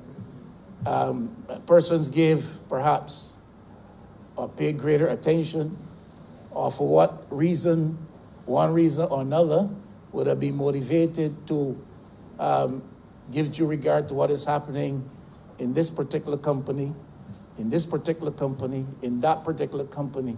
So rather than a duty of care to a specific entity within the total corporate structure, you had the expression of multiple interests across various units in that corporate entity, resulting in problems. Beyond that, of course, there's a matter of conflict of interest. Always a bother in any sphere of activity when conflict of interest is a dynamic which attains a place of prominence in the way people behave. Insider information or cross-company trading information, especially if companies are in competition with one another. These are some of the things thrown up out of that kind of a situation. Perhaps the most sinister is the whole business of sectoral consolidation. That's a big, big issue in Barbados. Across quite a few sectors, the consolidation that is taking place within those sectors. And somehow, Barbados, to free itself from these corporate entanglements, must address the issue, in my view, Mr. Speaker, of these interlocking directorships. You are a person who lives in the world of law, and you, I am sure, are very familiar, though your practice predominantly, I think, is criminal law and not corporate law. I'm sure you are aware, and then there are others of your colleagues in this House who are closer to the scene of corporate law, who know what obtains in that culture, and this whole business of interlocking directorship, because this body is this body's friend. This body went to the same school as the other fella up and on, is it, sir? And this body wears the same school tie or school skirt as the other fella. And this is the way these things are arrived at. And the average Barbadian who invests, same church, yes, that too, or same lodge, that works too. In fact, more prominently so, that obtains, oh my goodness, don't carry me down that road.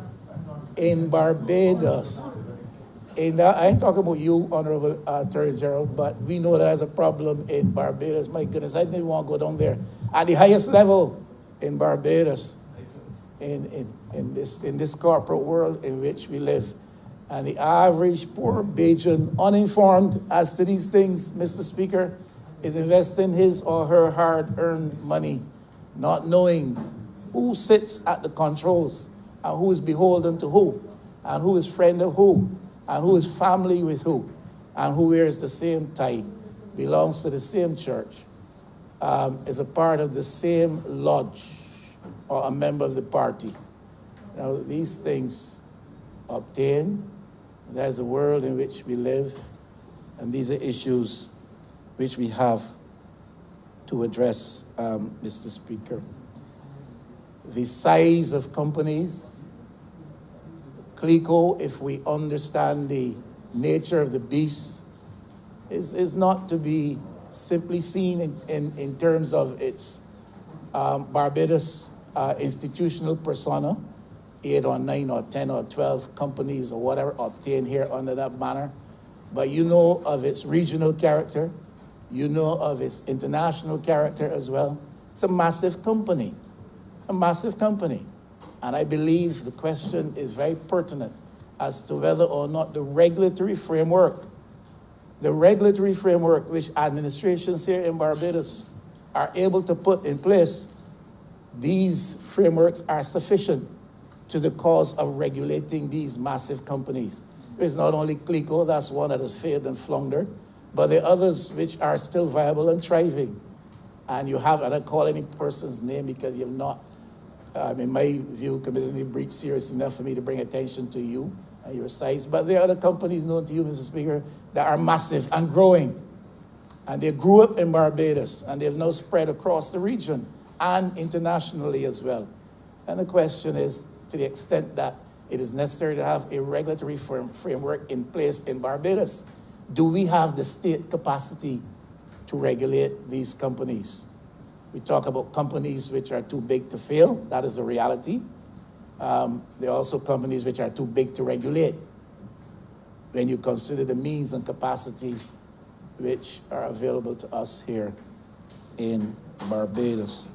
The other thing is, Mr. Speaker, this what I call duality that exists in the corporate world. And I see that it is gaining currency even in the government, where you have a chairman and a CEO embodied in the same person.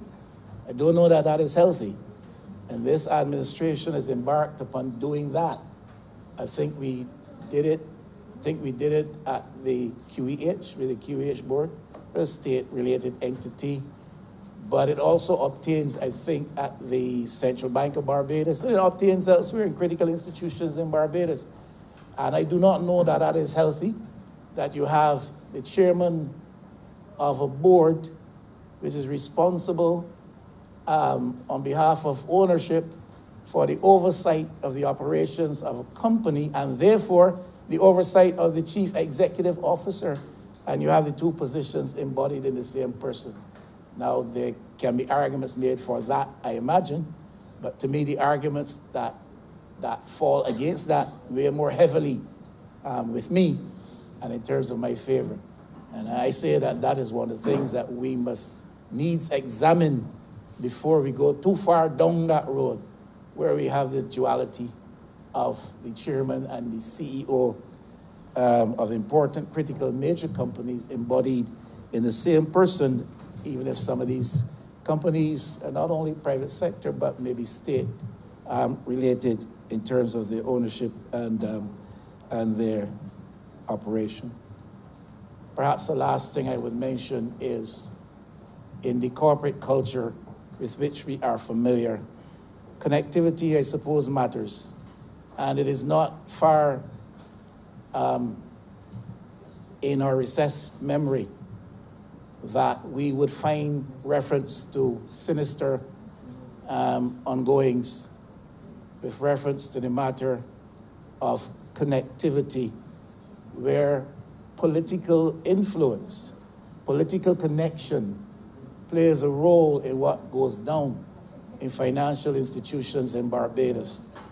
There's a matter now I think is still before the court, and therefore I will not speak to that. But that's fresh in our memories. We don't have to go too far to recall that. But it's a clear example of the fact that the politics of the day and political personalities of the day and the political influence that obtains can be such that it crosses these boundaries, gets into the corporate world, and it becomes a mix that is detrimental to the interests of Barbadians. And I'm not going to dwell too much on that.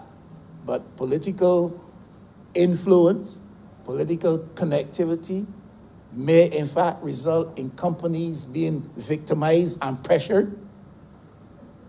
Political position, we can snigger if we want, but if the politics is not right, if the politics is anyway corrupt, you can see the ugly specter of victimization against some companies rearing its head. Now, the other thing is, the other side of the coin is, it may not be a question of the hand of politics interfering and bringing pressure to bear on companies, but it may be that the eye of politics looks a little bit too gently on the goings-on in certain companies. In other words, political directorate, the regulator may be aware, but a political eye may not want to look with great scrutiny on what is happening there, or to wink its eye as to what is happening in this company, and therefore the regulator's hands are tied. You catch my drift, Mr. You understand where I'm going with that? I apologize, Mr. Speaker. You understand where I'm going with that?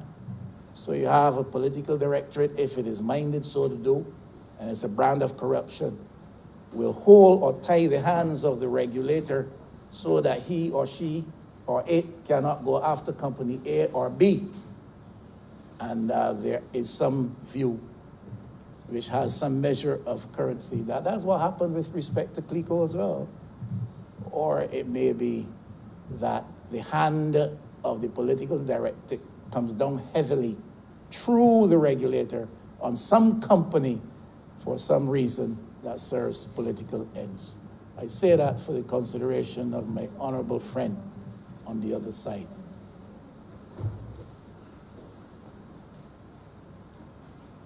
Honourable Member for St. Joseph. Thank you, Mr. Speaker. I've agreed to share this particular platform with the Honourable Member for St. Michael North. But I suppose, to use the cricketing term, he's the opening batsman. I guess this would make me the wicket keeper.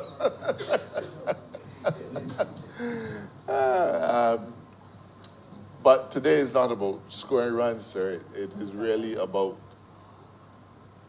helping to address the serious challenges that Barbados has to face. I don't propose to labor too long, but I think it would be remiss of me if I didn't bring this discussion into context, and I apologize for repeating it now almost to the point of ad nausea, but I think it bears repeating that all Barbadians recognize what is at stake. Mr. Speaker, our functioning effectively within the arena of international trade, in the sense of our ability to buy and sell across international borders, depends on something called correspondent banking. And I guess you could call this, I don't know, money laundering 101, but it is important. Correspondent banking is jeopardized when the correspondent bank, that is to say the bank in the overseas jurisdiction that our local bank will send money to. So let me rewind a little bit, sir. If a person wants to do a transaction, let's say in England or even Jamaica, in order for that money to move from Barbados in his First Caribbean or Scotiabank or Republic Bank or First Citizens Bank account, it has to move in US dollars, but it moves into a bank in the receiving jurisdiction. That bank that handles the transfer of the money is called a correspondent bank, and the relationship is called correspondent banking. Think of correspondent, something that moves from one person to another. Not long ago, Mr. Speaker, the Caribbean region, had as many as 160 correspondent banking relationships. So anytime a Barbadian wanted to move money from Barbados for a transaction maybe to pay school fees, maybe to buy books, whatever it was, a merchant might want to buy shoes. Whatever that transaction was, you had a whole set of banks overseas that were willing to move our transactional finances for us. But that has now dwindled significantly. And in the face of money laundering, Mr. Speaker, correspondent banking is jeopardized when the correspondent bank is not able to satisfy itself that arrangements to monitor and suppress money laundering in Barbados are being carried out with sufficient rigor that he doesn't have to worry about it. So in other words, Barbados has a anti-money laundering regime. It has to meet certain minimum standards that are established by the Financial Action Task Force, that is the international regulatory body to deal with money laundering. That sets the benchmarks that we have to meet. And there are many. And Barbados has done very well in the last 2.5 years, moving from near the bottom of the packs, covering off a lot of areas and achieving a fair amount of success. And we can be proud of the work we've done so far, but the fact is that the FATF has said that we've not got where we need to be yet. And we can spend a whole other debate talking about that. I've often referred to the Greek myth of Sisyphus, the ancient king who was required to roll a rock, a huge boulder, up a hill. And at the end, he would get to the top of the hill at the end of the day, but then the rock will roll right back down again. And next morning, Sisyphus got to start the exercise all over. Akin to what has happened to us, Mr. Speaker, we've been rolling that boulder up the hill, and when we think we get there for some reason or another, the rules change, something happens, something is twisted and turned, and we have to respond. So the boulder goes back down the hill and we start all over again. Now, let me hurry up. When correspondent banking is put at risk, it challenges and could sometimes even prevent us from doing things that are required of us as a government. Now, I don't want to send off any panic buttons, but just imagine, Mr. Speaker, a situation where the Barbados government needs to buy COVID vaccines and has to send money abroad for the purposes of the purchasing of those vaccines, or the purchasing of the syringes, or the purchasing of the freezers that the vaccines may have to be kept in, or the fridges, whatever it is. But the correspondent bank that we would seek to use in wherever we're going, the England or the US or wherever it is, says, I am not satisfied that Barbados is applying sufficient rigor to suppress money laundering, and therefore we're not touching your money. And all of a sudden, we can't pay for the vaccines that we need. So let's bring that home to why we are here today. One of the areas in which we are regarded as not having met the required standard has to do with the question of beneficial ownership. Now, the leader of the opposition ranged far and wide. He talked about interlocking directorships and this and the next and the third thing. And on an ordinary day, I'd be happy to engage him on those subjects. But beneficial ownership is very different to the management of the company. The directors manage the company, but practically everybody in here has been a director of a company at one point in time or another, and I'm sure that we probably didn't own a single share in it, especially the lawyers and so on. You're directors of all kinds of companies, but you don't have a single financial stake in it. Beneficial ownership has to do with who owns the company. The owner of the company, who the shareholders are. Now, historically, our corporate regime has been predicated on the sacredness of the information to do with who owns the company. Barbadians have always been very private people, and many of the people who've done business in Barbados have also been very private people. And our culture really has been one where I own shares or you own shares in a company, and about the business. What you want to know for. And our company's act was designed in that way. So much so, Mr. Speaker, that only in the case of fraud can you do something called piercing the corporate veil.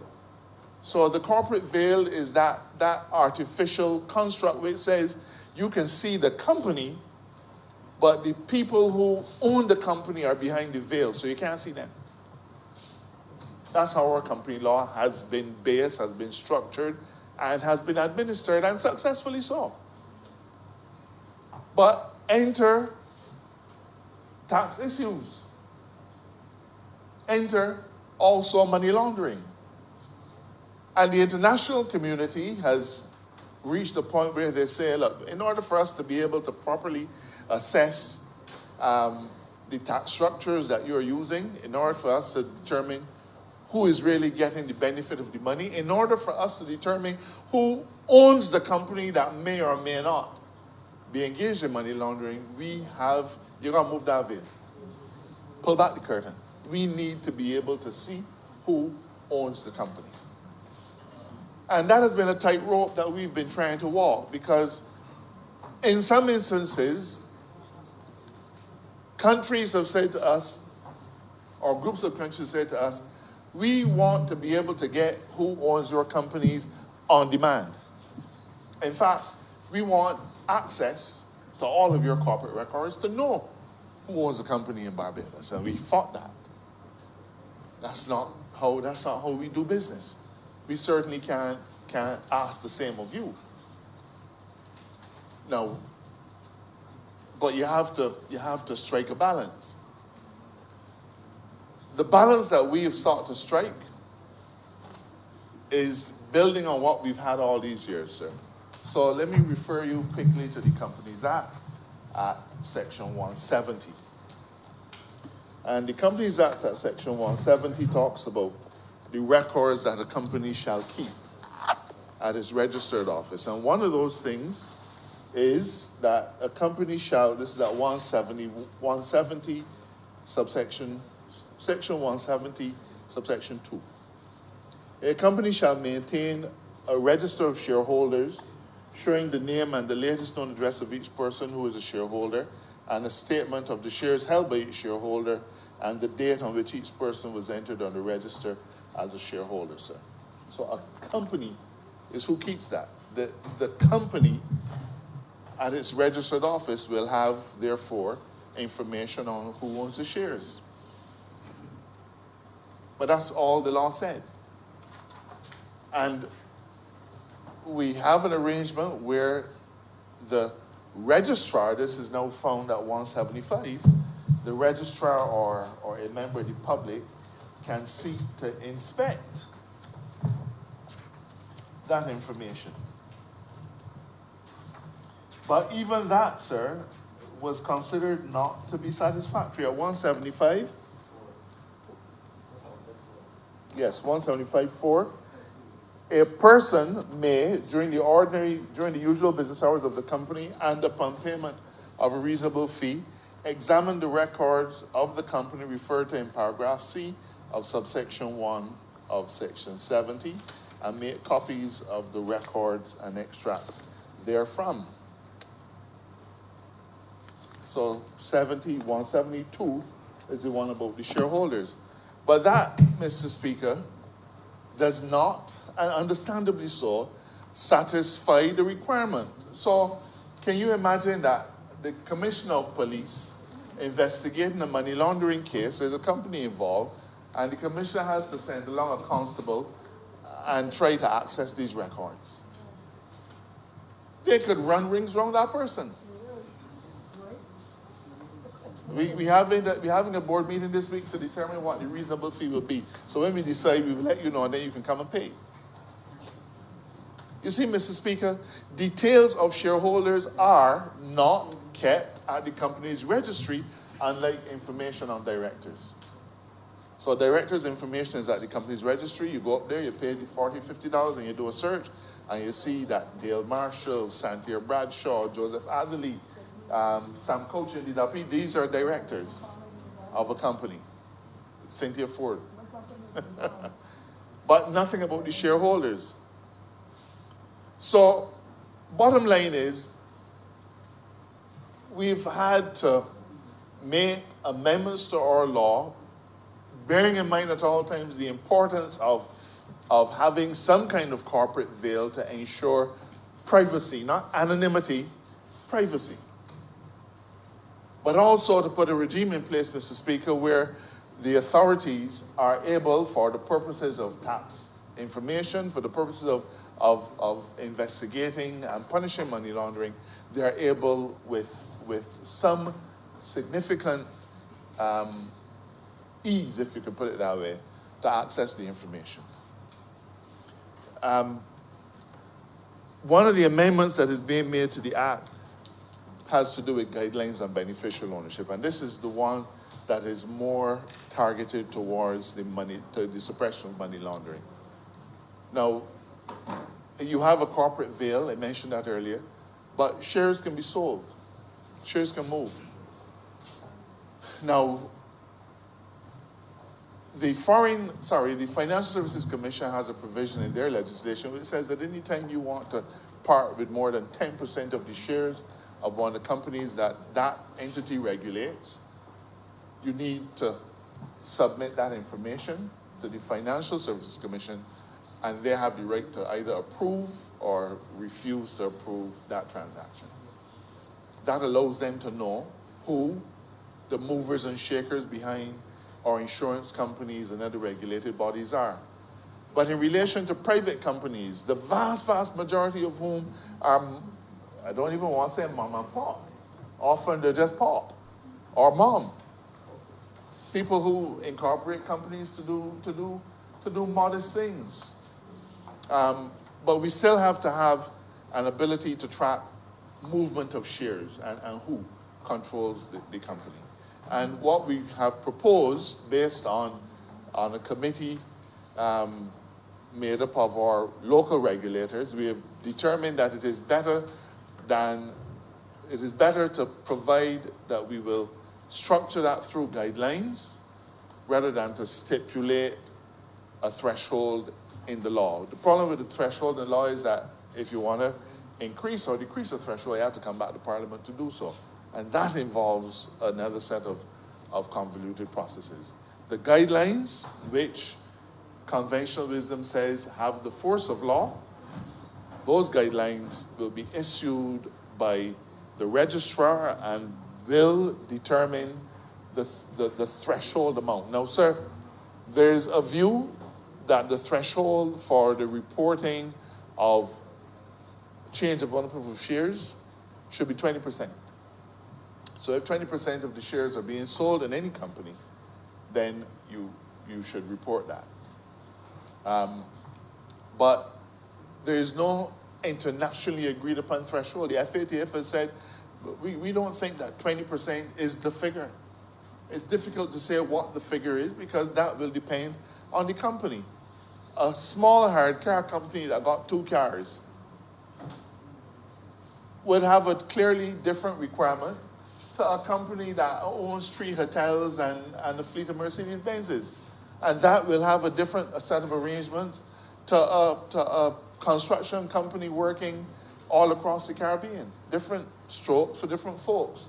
So rather than try to fix a clear figure, we propose to do it by you issuing guidelines, and those guidelines will be able to deal with the peculiarities of the situation.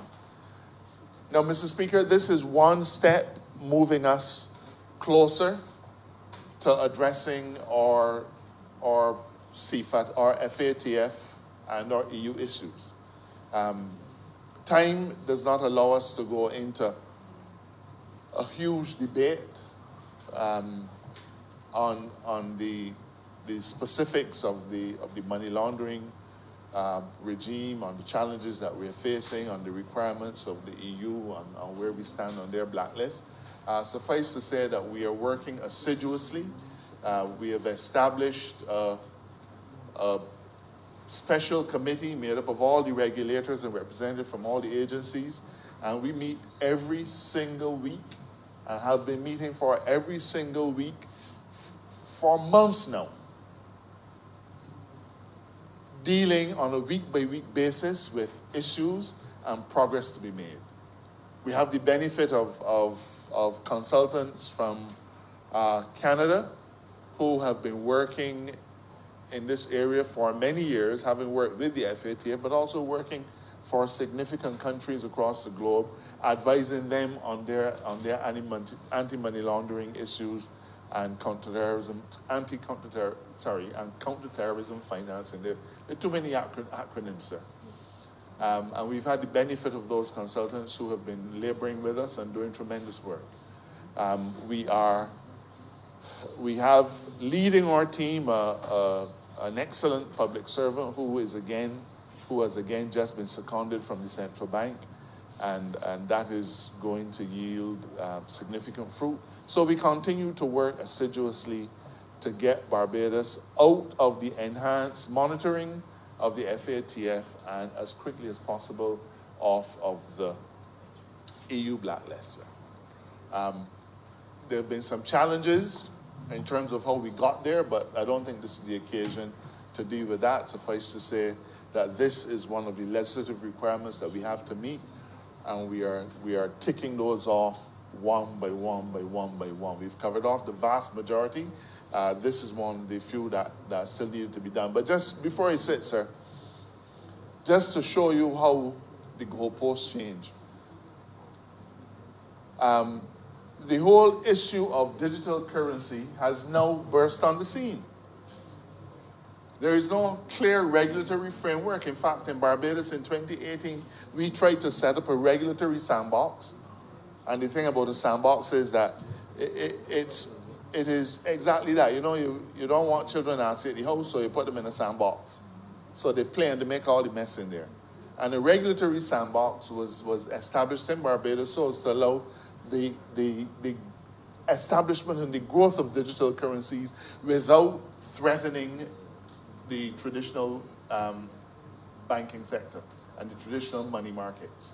So they would have operated within the confines of that sandbox, and so the rest of our financial system would not be at risk. This is a new achievement. This is a new development, sir. But already the FATF has said to us, we need to know how you intend to regulate digital currency. At a time, sir, where hardly any countries in the world have even determined how digital currency should be regulated. But they've said to us, you need to tell us how you can regulate it. And they can't even tell us how they're regulating theirs.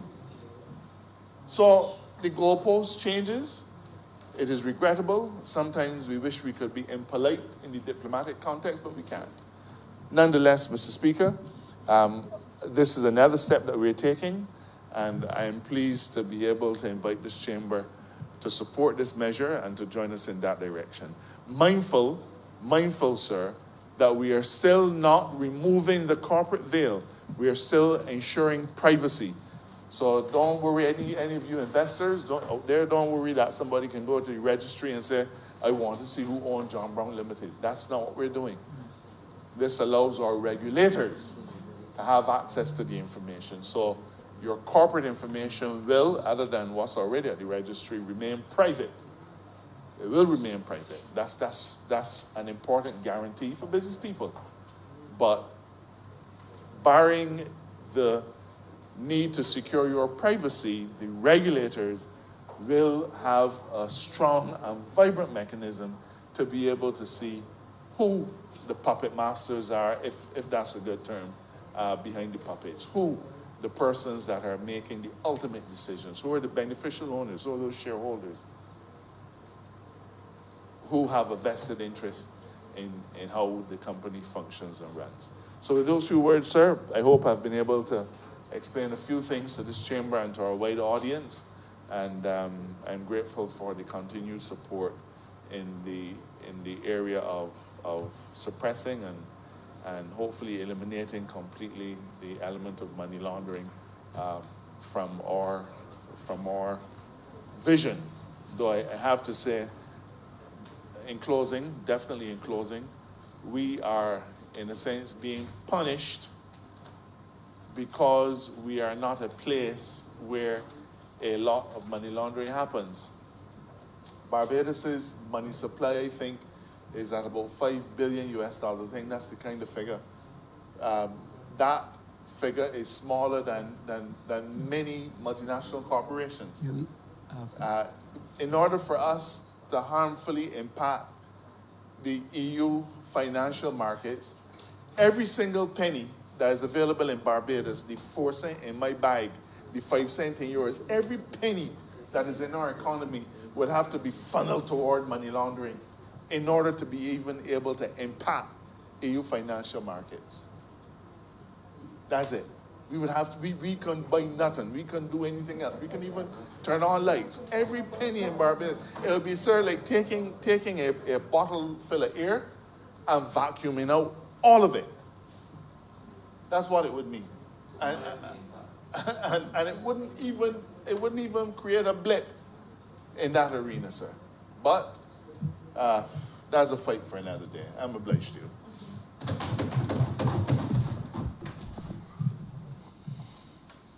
Committee. I remember for St. Michael North.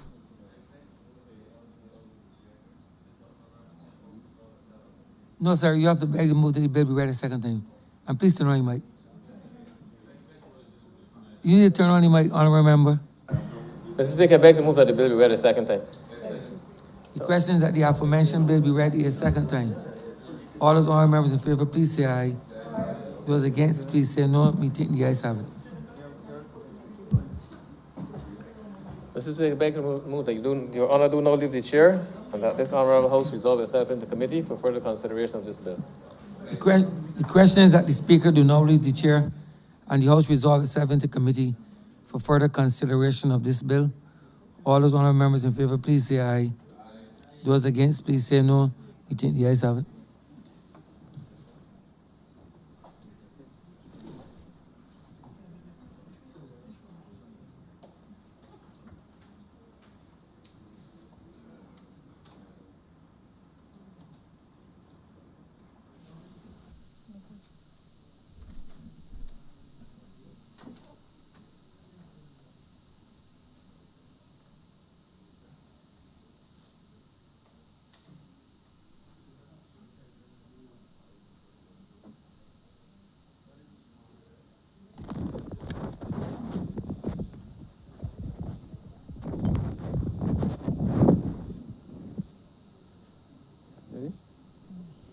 This house is now in committee.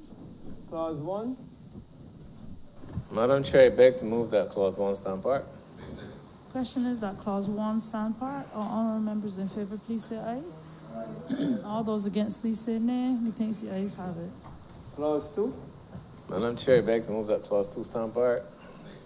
Question is that clause 2 stand part. All honorable members in favor, please say aye. All those against, please say nay. Methinks the ayes have it. Clause 3. Madam Chair, I beg to move that clause 3 stand part.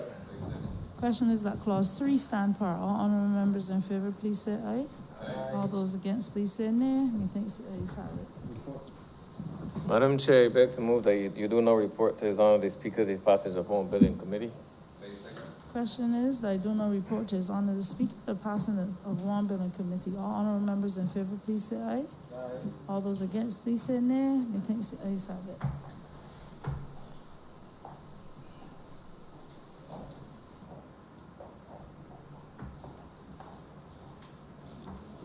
The chairman of committee has reported the passing of one bill in committee. Mr. Speaker, I beg to move that this bill be read a third time. The question that this bill be read a third time. All those honorable members in favor, please say aye. Those against, please say no. Me think the ayes have it. Mr. Speaker, I beg to move that this bill do not pass and be cited as the company's amendment Act 2020. The question is that this bill be passed and so cited. All those honorable members in favor, please say aye. Those against, please say no. Me think the ayes have it. This bill is passed and so cited. Honourable Leader, Government Business. Thank you, Mr. Speaker. I beg to move the suspension of the sitting until 6:30 p.m. Until? 6:30?